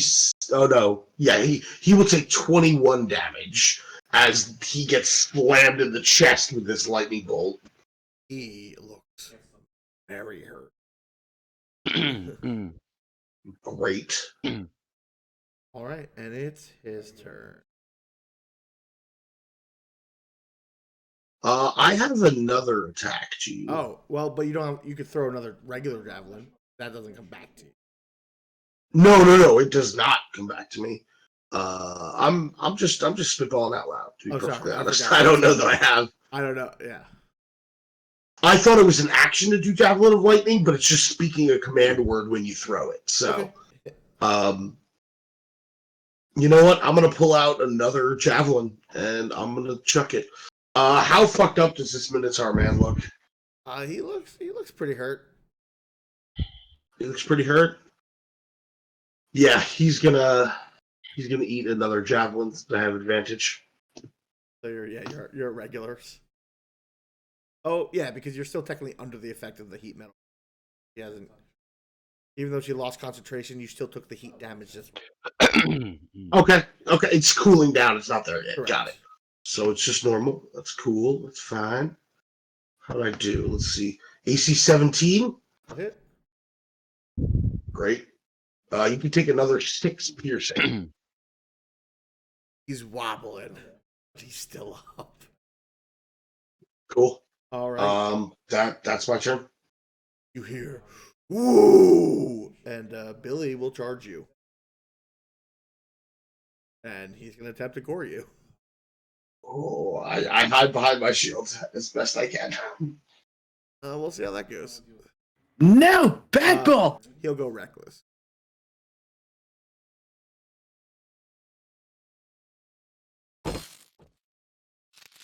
You normally my dice hate you. You should be so happy that they love you right now.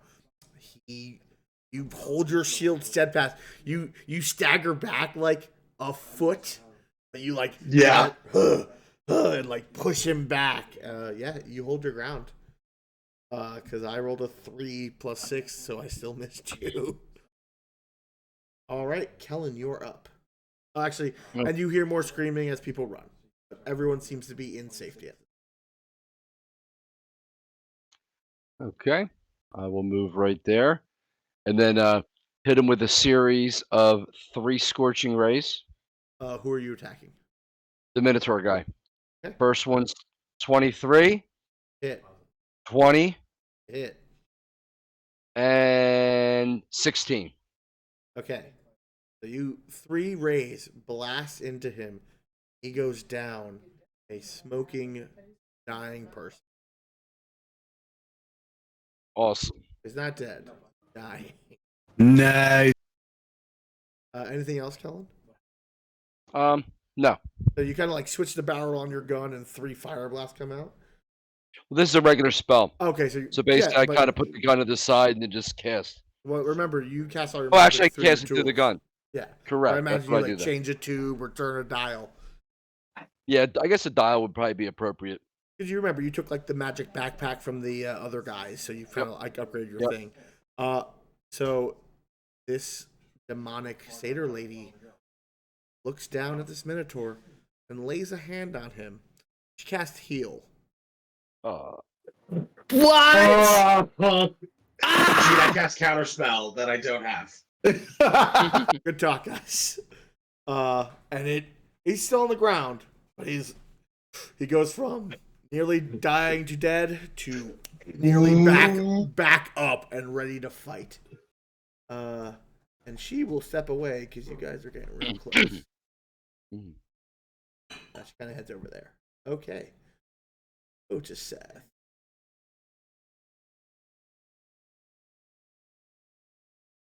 Otis Seth will just do what he's done before, and he'll just cast Toll the Dead.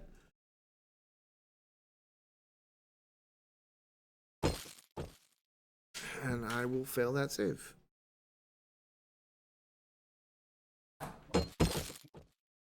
Jesus. That's a lot of damage. And the guy, as you again hear that weird, like, you realize that it's not a bell, but it's like maybe a low grumble of like a noise from like a throat of a gigantic creature.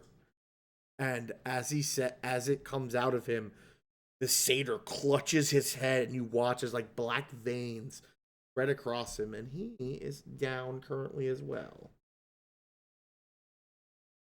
He is dying, but not dead. He might be dead. That is Odethesh's. Finn, it's your turn. Okay, I'm gonna run right up to the healer, and I'm gonna just shiver twice. That sounds fair. I run right up to her. I go, "Hello, love."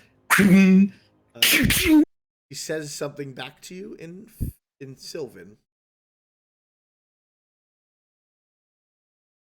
Does an 18 hit? Absolutely. All right, and 17. That also hits. As not wearing any armor, but her skin seems like hardened by whatever fey and hellish magic made.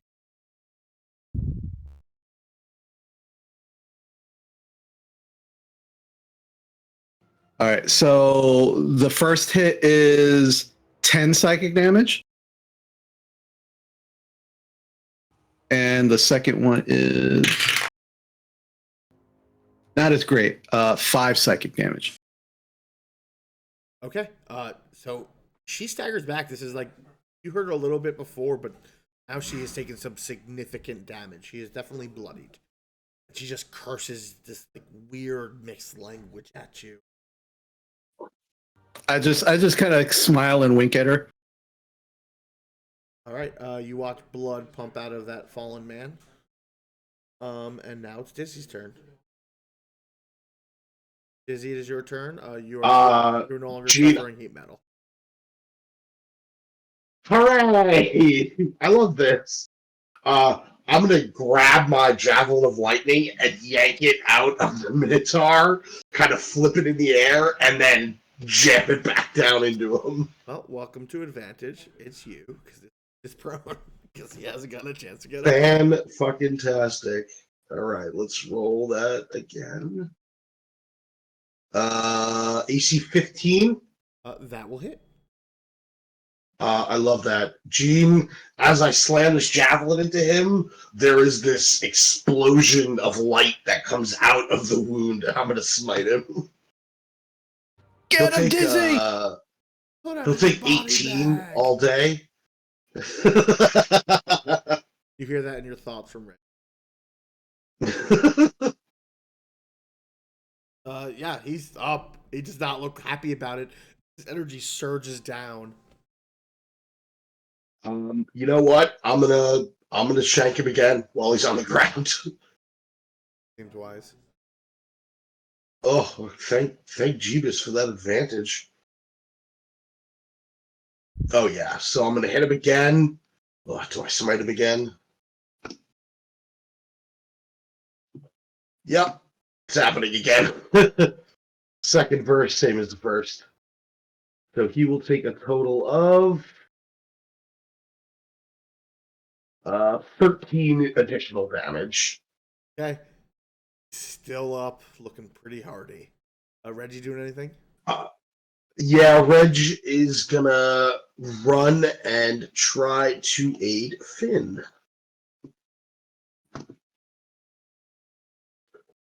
And Reg will attack the lady that Finn has been messing up. Oh, rolling just poopy, you know. AC 12 is the best if you got. I will miss. Nah, Reg is not looking good. He is pretty fucked up. And that'll be my turn, yeah. Okay. The Minotaur puts a hand on the stage, cracks it off, stands up, cracks his neck, And you've noticed so far he's only used his horns. Out of like thin air, pulls a great axe. It is vines with thorns wrapped, holding an obsidian axe head. And he goes, ooh, and just swings down recklessly at you. Sweep the leg! Sweep the leg!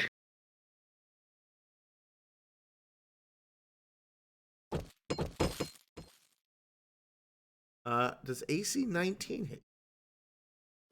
That is exactly hits me. Yes. I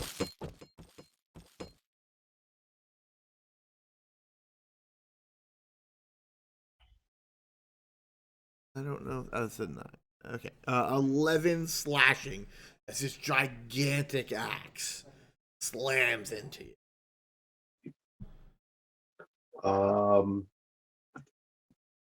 Dizzy looks pretty fucked up, and after the axe slams into him, he will kind of wipe some blood from his chin.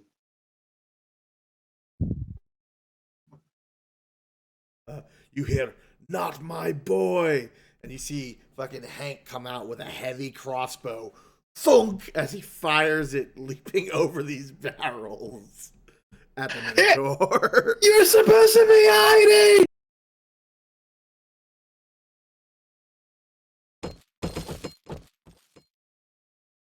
And he hits real hard.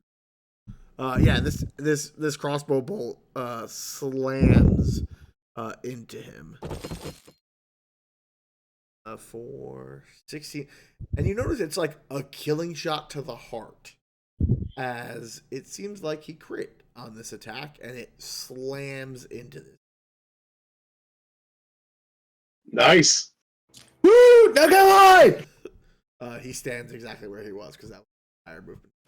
Damn it! Kellen, it's your turn. How bad is this guy? Who? The Minotaur? Big guy. Big guy? Big guy looks hurt. He's bloodied again. But he's not staggering. He looks like he's ready to go. Okay, I'll do a thunderous smite, and I will give him a shot. So you load a strange alchemical. Now, is this advantage? Is this advantage or not? You have advantage to attack him. He is fighting reckless. Okay. Okay, 21 is my best hit. That's way more than you needed, but I'm proud that you got there. So I do 12, and then I do the Thunderous Smite as a second level spell. See if that works right this time. It still didn't work right. Should be one more d6. So it's 10 so far. And 15. The total. So is 15 plus 12, 27. Is that right? Yeah. Okay. So you all hear a kaboom, and maybe that's where he gets his nickname, as this hole in this Minotaur's chest appears, and it is like thunder crashed around you. Yeah, this. Awesome. Nice! Move a little Thanks for closer. the assist. Oh, he's down. Okay, good. Yeah, you like. There's like a hole smoking, as like this weird alchemical buckshot you've thrown into your gun, charged with that weird tube. All right. Edie. Fucking she do.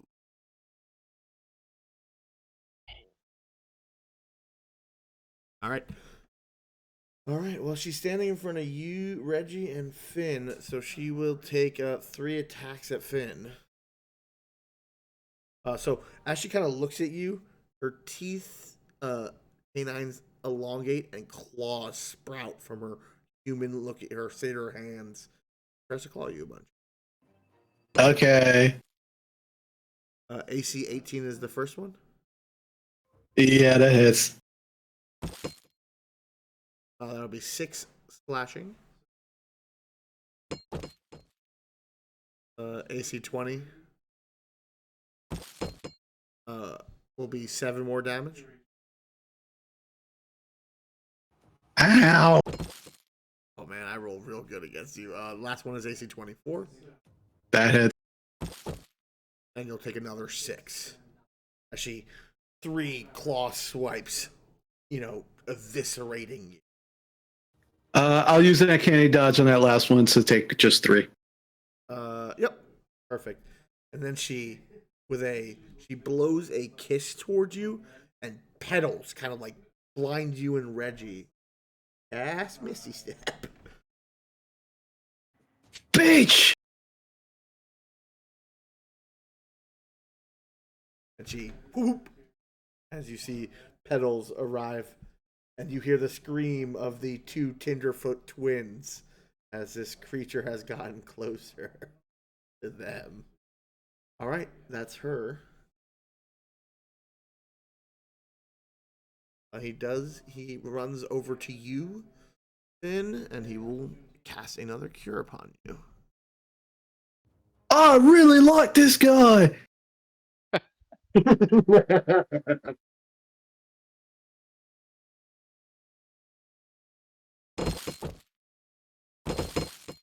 You'll heal 19 as 3rd level. Wow. Yeah.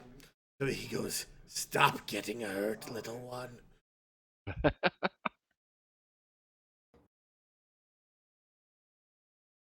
And now it is your turn, Finn. All right, I'm gonna run right at the healer person and just go try to shiver again. That sounds reasonable. I mean, she looks pretty hurt. You've been doing the work, and it is showing. Blood is leaking from her eyes, her ears, a little bit of her mouth. Like, you don't know why there's blood coming from it, but she's just bleeding. Lots of All right, first hit is a 21. hit. Second one is 26. Nailed it both times. So 9 psychic damage and another 9, so 18 psychic damage in total. So you throw the first one, and she staggers back. As she's staggering back, you wait for it. She bobs forward. You throw the last one, and it centers through her head, disappears. Her eyes roll back.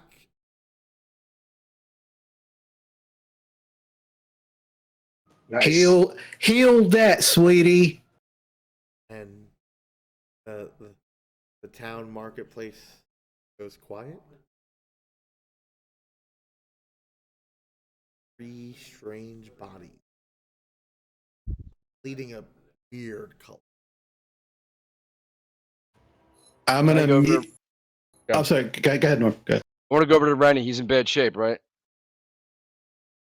I mean, Disney's still standing, but like he's breathing hard. He looks rough. Okay. In that case, I will cast a Cure Wounds as a 2nd level spell.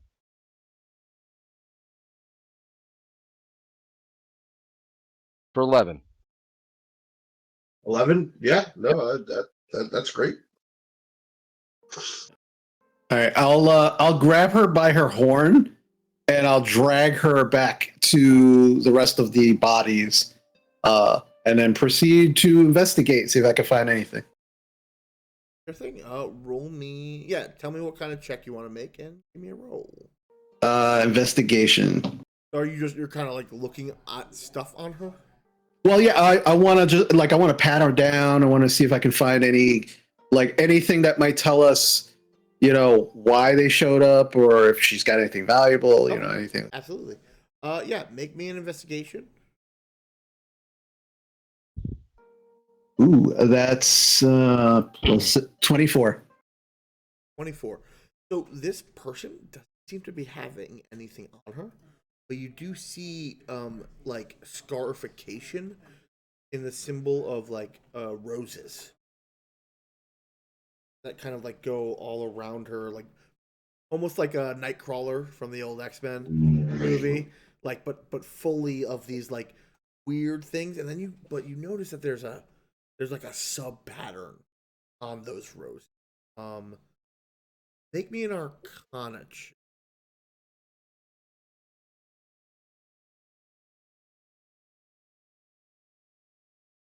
14.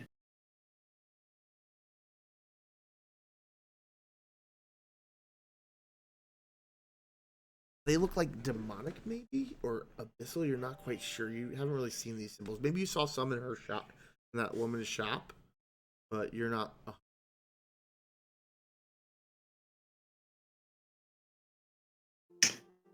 How large are her horns?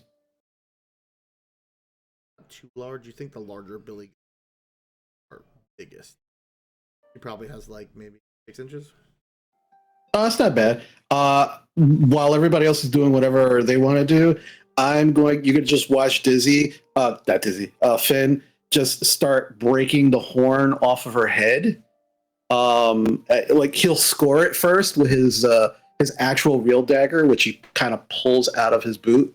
And then he's gonna try and we just lost. And then he's gonna try and just like kind of break it off, almost like a trophy.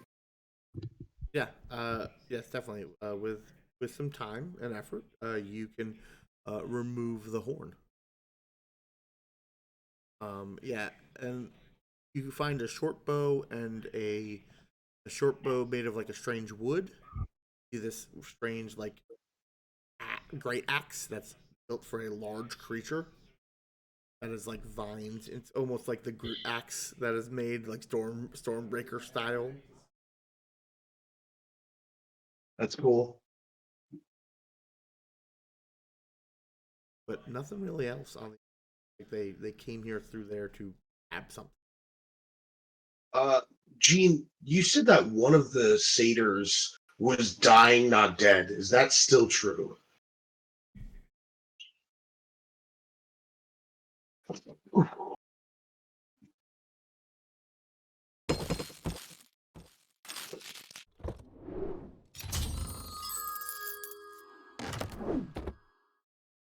Um, yeah, he's stable. All right. I'm gonna go over to him. I put my knee on his chest and my hand on his neck, and I'm gonna give him 1 point of lay hands. His eyes open up, and you know what? Why don't we take a break there and we're back at You get 9:50. food. All right, sounds good. Nice.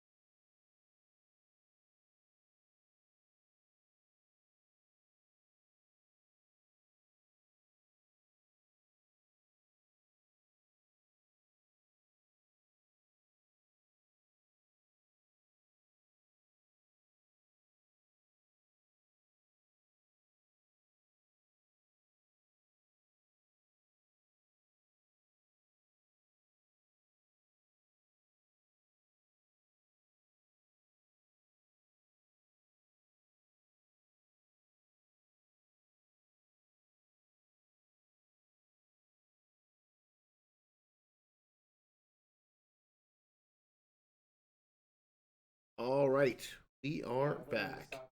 So last we left off, Dizzy has just healed this satyr warrior.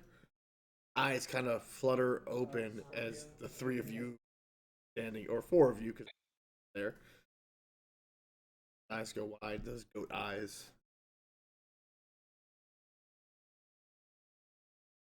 Why did you come here? He's, he begins to speak. It's in Sylvan. So do any of you speak Sylvan? Uh-oh. And he Let me kind try. of begins like sounding words out, and it's clearly that he does not speak common very often. He switched I it sp- he switched I it over speak- to- yeah. I speak Elvish. Do you try to say something to him in Elvish? Yeah, I'll tell him. I'll just tell him in Elvish. Answer the man's question. Kind of, he nods, and back in Elvish, which he seems actually fluent in as well. He goes, where is it? Where's what? Sorry, no monarch here. We got a governor. What that specific? I tell everybody what he's saying and what he's asking for. Gene, I'm gonna just kind of press him against the ground. I'm not trying to deal damage. I'm just trying to show him he's in a compromised spot. Odathesh. Common, do you speak it? He, not much. That's enough. Odathesh goes, let me help a little. Says in Draconic, truth, proof, and energy, while kind of he casts Zone of Truth.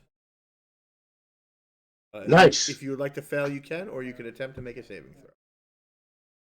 I'll make a saving throw. I will happily fail. I'll Am I make a saving. against Magic, right? It is magic. And it's a wisdom. Yes, it's a Wisdom 15. I fail. I got a nat one.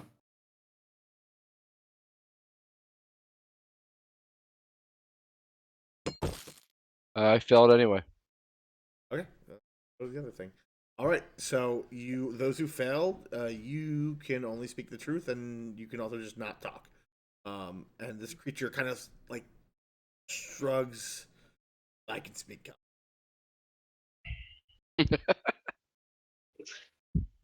Good. Why did you come here?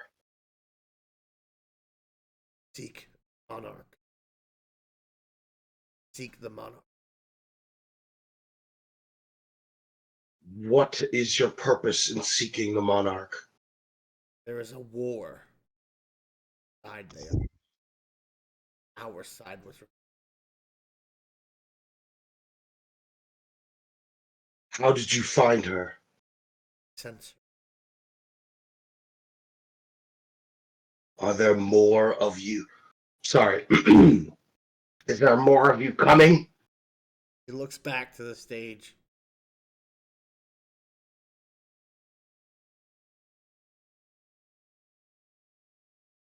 I know a little bit about your kind.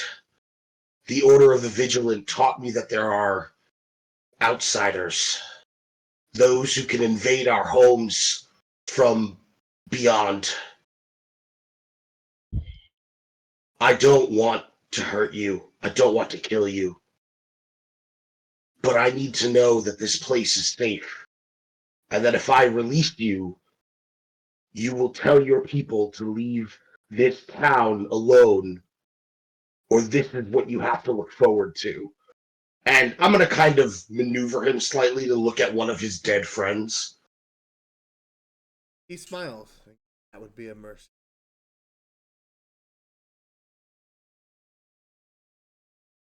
Why would death be a mercy?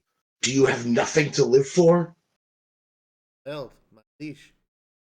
To the price, to the way. Dizzy seems to like have a moment He just lifts of- his neck again. I'm not going to kill you. Yeah. We are not going to kill you. Your life is your own. Your monarch, your liege, they are not here. You have a chance, and it is up to you whether you take it, you run home, or you make something better. And at that, Gene, I will. I'm not like releasing him, but like I let up the pressure. Okay, he remains in his spot.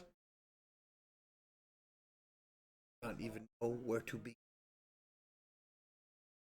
Kellen looks over at Finn carefully to see what he's thinking. Oh yeah, listen, I told the truth as far as I know it, and that's all that matters. So I kind of seem to look to the side, like struggling with something, and I'm gonna stand up. I'm gonna kind of step away from him so he has room to move or whatever. And I go, listen, our friend entered that portal willingly, and that is the only reason I'm sparing you. I know what your intention was, but she went because she wanted to, or she had to, or whatever. I don't know that I'll see her again, but if I see you again, this will be the last face you see.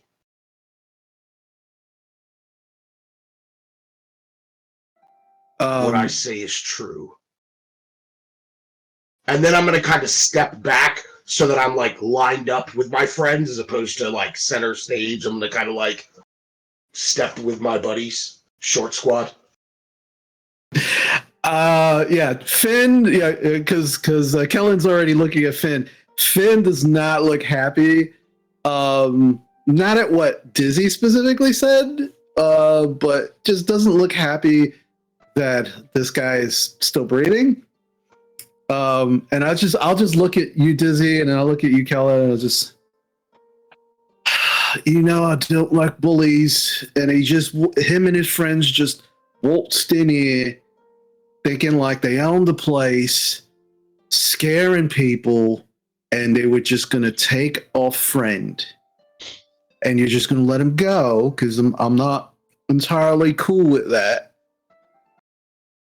I mean, Finn. And if- Oh, go ahead, Kellen. Go ahead, Kellen. And if he goes back, he could hurt Max.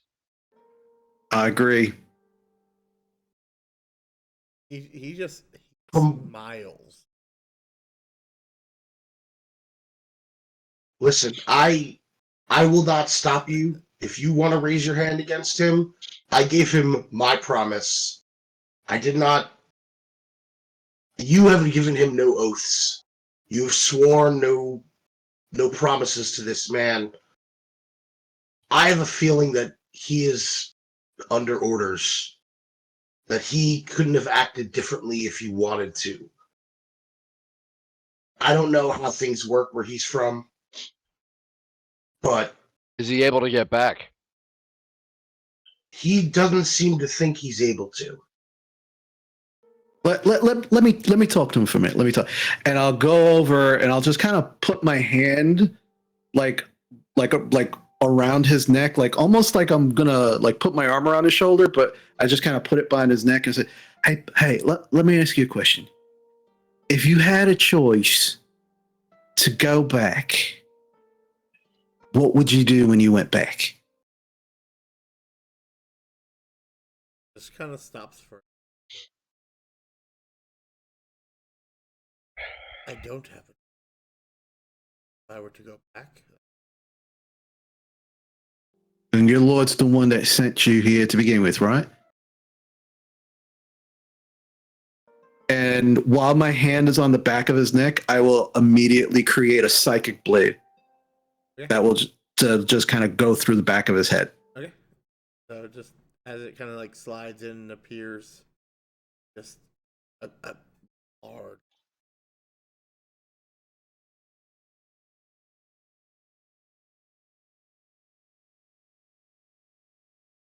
His eyes roll and blood leaks eyes and ears. Yeah, well, he just said that he would go back. If he could go back, he'd go back to his lord, who was the one who sent him here. And then, yeah, as he just died, he just said that there'd be more anyway. So I think I think this was the right call. I wish you So- wouldn't have killed him, Finn. I'm sorry, Diz, but yeah, like I can't take the chance that he's going to hurt somebody else because clearly, like you said, he's working for somebody else. But he was just like he was happy to die. He was happy to hurt people. I don't like fucking bullies. I don't like bullies either, but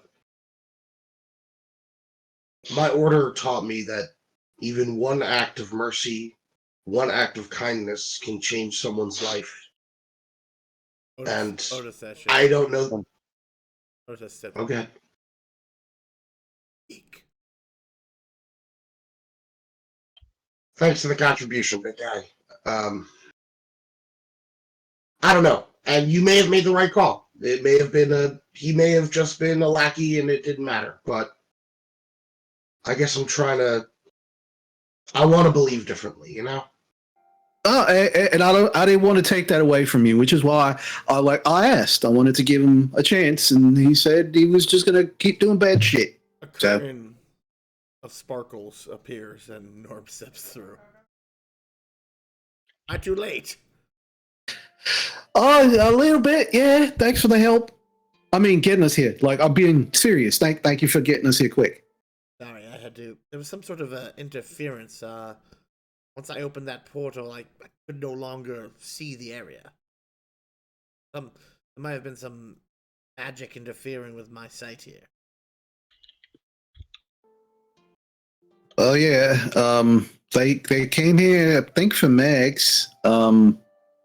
But she went into the portal herself. She said she had to stop this from happening or something. Well, if you give me some time, a day or two, I might be able to contact her. I have the ability to send messages across the world. If she's still alive. No, I don't want it. But I could reach out in some time. I'd have to look through some of my older spell books. We could do our best. He just left. He kind of like pokes his staff at these like three creatures. Ugh. Unsilly Fae. Yeah. Yeah, she left with like a little rabbit guy. Arrogans. Bastards. All right. So these are like bad creatures from where she's from. Well, he kind of like he starts poking them around. He goes, oh, "Those symbols," and he points at the roses. There's a king of roses. There's a prince of thorns. The silver hairs no more. The whatever Kaftu, whatever the elven. I don't know, but the twins they know more about it. This is their whole job. They protect our realm from the Fae getting in. Well, I don't think they did a great job. I don't think so either. Let's see. Unless there was a reason why they could get here. A noble or a lord here that maybe made the way easier to open. I just saw these three. Disney, Kellen, you see anybody else besides little rabbit guy that Meg's left with? Nope. No, this is it, as far as I can tell. Well, someone or something. I can check the area. Wish. They would have to have a way. I mean, all of my defenses for this place is gone, so they would be able to be scried and seen. But opening portals is no easy feat. You'd have to have something of Fey power or an artifact or something that would create a connection. How about if I mean, cast? Mag had I'll cast a detect magic. Is there anything we missed here? Any kind of item they may have on them that could have been responsible? So when you detect magic, you definitely detect a sense of like weird, chaotic magics in the area, but it all seems to be fading. You don't Okay. sense anything extra. Gene, I'll also use Divine Sense, just because I can. Um. Yeah. It, Say, what do you get? Undead fiends. I think it's undead. Here, I want to read it for you. I think it's just undead, fiend, maybe Fey, but I kind of don't think so. Let's look at Divine Sense.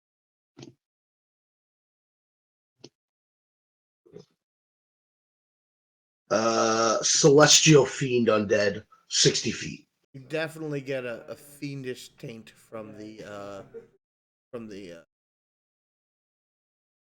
theater that was killing and all that strange magic. Yeah. I'll kind of point at her and go, that one has some hellish influence or something. Norm immediately perks up and kind of like waddles over there and like pokes around. Goes, huh, never seen this before. Huh. That's strange. I've never heard of the Feywild or Fey realms interacting with the fiends. They've been generally locked away or trapped away. That's that does not bode well. These creatures of ancient rules and ancient laws are making new friends. That is a change in a pattern that has gone on for years, thousands of years. That is never a good. I know that earlier encounters you fought Shadow Fae that were tainted by this cult. They might be trying to stop us from something. I mean, Norm, can you prevent them from coming back here like they did? He kind of like he also his eyes kind of glow similar to Kellen's around. I don't see a way that they would just easily be able to through. It may have been a power or connection. Say something about a monarch. Did that young girl talk about Yeah. anything strange happen in the fight? Did she do anything weird? Did happen that would have been strange besides that? Well, I mean, she went into the portal. She said she had to close it from the other side, and that weird rabbit person who is also very handsome. No, I'm kidding. That weird rabbit person said, I think he said his monarch, so he definitely recognized her. I mean, she was wearing a crown. Things have power, and if they gave her that title and recognized, I guess she could technically be considered minor Fey nobility. Wish I would have known. I could have had time to study any magical auras on her, but I did not. Well, I think the priority now is trying to contact Mag and see if she's okay. we can. I think I'll need at least one night. I have to rearrange my spells, but I can do what I can tomorrow. But it seems like we have a lot to think about. This does add another venue. Here, let's go back, and you see the shimmering curtain is still open. I should be with my family. I'll meet with you later. Okay, so why don't we meet maybe tonight or tomorrow? You all rest, and I'll start working on some plans. I have a few things to go over with you, as I have an idea with some of the information you've given me. I need to speak to Otisesh, as I have not heard much about the Khazralian Empire in a very long time. No, none of my agents are welcome. It's kind of like gives like a mean look at Otisesh, but Otisesh does not seem to notice or mind. And yeah. All right. Anything else you guys want to do for the evening? No, I just take that horn that I broke off, and I kind of put it in my pouch. I have plans for it, but I don't have the money for it yet. actually, he kind of like Norlander goes, if you wouldn't mind giving me a hand, and he kind of gestures with his hand, and you see this this floating magical disc appear. Could you just pile those bodies on there? Sure. I'll help Dizzy. Yeah. So you just load this like mountain of a Manotar and the rest of these things, and then he just walks back into the shimmering curtain, and the hovering disc follows him. I'll see what I can find out overnight as he disappears.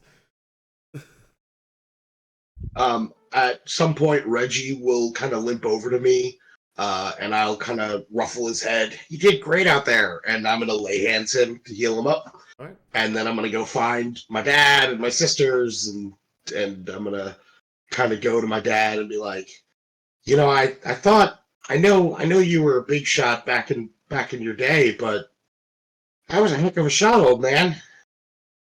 Well, my short stubby legs wouldn't let me get close enough, but I was selling this heavy crossbow on my stall, and I was like, well, if someone was going to do something with it, I might as well be me. And I saw you got hit with that big axe, and I was like, no, not me, son. So I grabbed the crossbow, and I lugged it over here, and then shot it. And I guess I hit him in the heart. You know, luckily he probably has twice the size, or 4 times the size of a normal man. So it really wasn't that hard of a target. I mean, Pops, don't sell yourself short. And now that crossbow's worth double. I mean, you know, it is proven, it is tried and true Minotaur Slayer. Well, maybe not Slayer, but you know what I mean. It's called Faybane. It just Dizzy like nods, like yeah. I'll mark it in iron on the haft. That's good. I'll make sure the girls are okay, Gene. Yeah, they were hiding mostly, and they're like, Okay. They go, maybe we should learn how to fight. I could teach you, but I guess I could teach you. I mean, you know, you guys are kind of young, and they look at your Mom hands and your calluses, and they're like, maybe there's a more elegant way. Probably.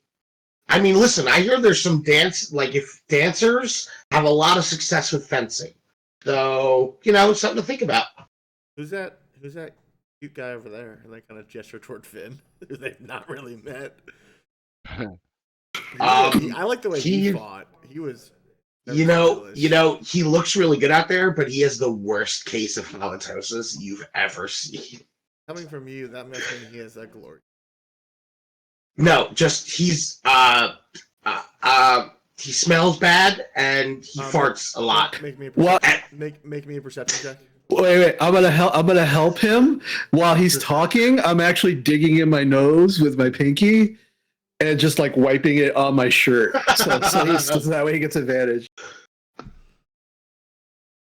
All right. Well, I got a 10. Let's see.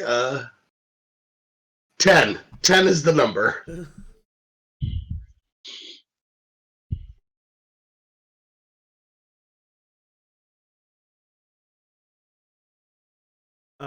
Callie has disappeared as part of the conversation and didn't realize it.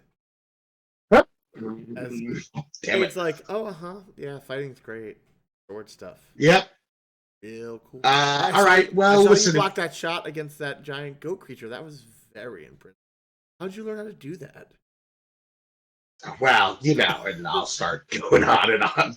As that's happening, Finn, a young princess-dressed halfling girl slides near you. Goes, wow, that was super impressive. Your skills. Thank you. You are my hero. You saved us. I think you're probably the hero of this entire town. And she kind of does like her cheeks go red. And she like holds her hands to her like chest. Well, thank you. Well, I know I'm impressive, but it was really a team effort, you know. Disbin and Kellen. Yeah, your brother. He's like know- he's an excellent fighter. You know. Being humble is very attractive. And there is no Iron Team, but there is a me. That could be you. Whoa. All right. You also know this girl's like probably 14. Yeah. like, just like. Well, I'm just visiting. I'm like a friend of your brother's, and She kind of goes, "Oh, just visiting? Interesting. That's so interesting." right. I'm gonna go that way, which is the opposite direction of you. And you should go with your brother because he's gonna keep you safe. Why do you think I need to be safe? Just in case there's any more of these weird, creatures hanging around. You want to protect me? That's your brother's good at that. You should go with him. He just kind of sidles back, and quickly her and Cade begin speaking in halfling, and they're pointing at you. Yeah, I'll move closer to Kellen, which is further away from them. Yeah. And I'll just like stand next to him like awkwardly, not saying anything, but just like with that face of like, what the fuck just happened? I ought to get back to the farm and leave you guys alone. Yeah, no. I'm you know what? I'm gonna go to the bar. I'm gonna have a drink. Yeah. We'll meet up later. Yeah. Cade and Callie eventually meet up with Hank, and they all begin to head back to the homestead. Actually, no, they're heading back to town hall. Tell Keg what just happened. Okay. Yeah. I will accompany them, Chief. Right. I will go to the bar and get a drink. Yep, you begin drinking. There's a man in a corner with a table open, named Chudress, and he is still drinking by himself and has not left. Such a sad man. Yeah, I'm gonna go. Yeah, I'm gonna go right over to him because I know who he is. He has no idea who I am. I'm like, hey, buddy, mind if I sit with you? you'd be the first, so sure. All right. What's the matter? You smell bad? What's the big deal? Why are you here by yourself? You look like a big strapping fella. Just say I have a bad reputation, but it's also the only place I really know now. I want to keep it. All right. Well, I mean, that's great that you want to keep it safe, but what you got a bad reputation? You go around beating up little kids or something? Oh, I didn't do that. I was the law, but apparently some of my people were not good, and Townmaster was. It's a long story. I'll take another bottle, and the bartender just rolls his eyes and takes a cheap bottle of whiskey off the wall and heads over with 2 glasses. All right, Chudrez, this is your last one. Told you 1 bottle a day. That's it. This is your second bottle. Don't worry, we'll share it. He won't drink alone tonight. Nods, and he pours you a cup, pours him, and goes to better times. Yeah, and I'll toast him. I need you to make me a deception check. Because he's very good at it. And you do have some mannerisms that might slip. No problem.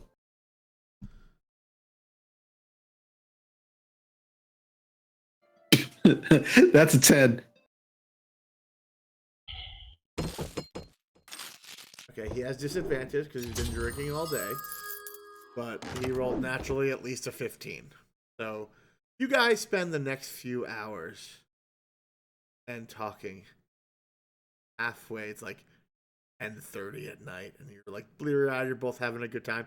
Telling you these like war stories of like where he used to be a respectable like captain and like other things and like stuff even before the town, like about like where he was like stationed with like the goblinoid armies of Freeport, and like he really helped maintain the law. He was like the city guard, and like but he was sent out on a raiding mission. Then stares you down. That's how you did it. I know.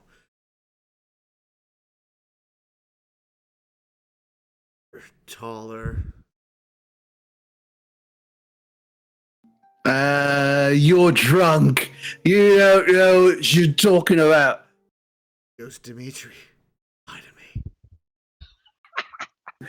I don't know who you're talking about, and I'm clearly like laughing as I'm saying As it. you say Like that, you're like, dude, I got away. And then you hear squeak, and he goes, I knew it! you're always too smart for me, lawman. But you was always fair, and that's what I always liked about you. You kept to your word no matter what. You just followed the damn law. That's why I respect you, and you're not a bully. He's like you see it, like a lot of stuff start processing in his head. He's like, the respect of a kid, I'm not sure, but he did help save the town. A lot starts going through him, man. He like just quiets in his own corner. I lean in and I go, I'm a lot older than I look. It's more of this bottle. I'll take another whiskey. And Yeah, I'll just spend the night with just he drinking with definitely him. tells you like these old war stories and like going through Chaldea and like the continent and like trying to find. Yeah, he's definitely like been scout, a ranger, and he tells you about how he came into town where he was in charge of this group of bugbears and goblins, and they were on a raiding mission looking for something in this town called Namor. Got here, they forgot. But he knew that he was on a mission, and he knew that he was supposed to be doing something. So that's kind of how he got into the position of sheriff.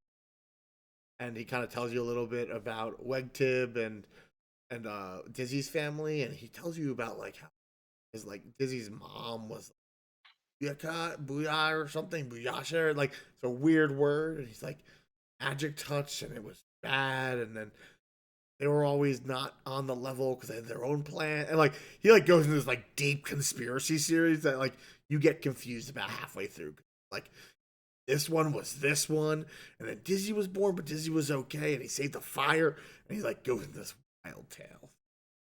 Yeah, I'm doing my best trying to keep up, but I've also been drinking like with you guys him. finished So a bottle of whiskey, another bottle of whiskey was brought, even though you were told you were only allowed to have one, and you have a long night. Anyone else want to do something? Kellen's just gonna go back, resupply the stuff he used, clean his gun. He hasn't used it in this mode before, making sure everything's operational. Yeah, it seems like your new tests and your experiments and the tubes and this backpack and like the way the arcane like distribution work, it seems like it's running smoothly. You haven't had any issues. Awesome. Did you do anything? Nice. I guess for me, besides like that slice of home life that I haven't had in a long time, I'm gonna like kind of like during dinner, I'm just gonna be like, so Dad, when Reggie was in the service, did he wear like armor? Because like he was a war dog, right? Like, you know, I'm of a good size to ride him, and I haven't found a saddle. So I essentially start trying to like implant this idea that I'm looking to like saddle Reggie and get him Reggie supported. Yeah, Reggie's Okay. here. Did I forget Yeah. last game? Did they see Reggie come back and they were like shocked, right? Yes, they were very surprised. Kind of looks. Huh. There, Reginald. There you are. Up to him. He goes, you're a bit bulkier. Like, how dare you? And he goes, maybe your old barding would fit.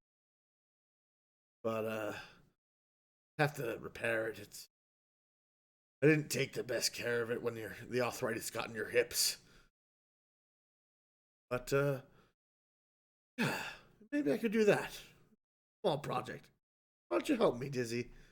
I know you don't have Sure. I know you don't have the best skill, but you're gonna have to figure out how to repair it if anything goes wrong, and so you guys spend the night. You go into like an old chest in like an oil skin. He unwraps this armor for it has like a saddle, but also like a little bit like scale mail situation, and Nice.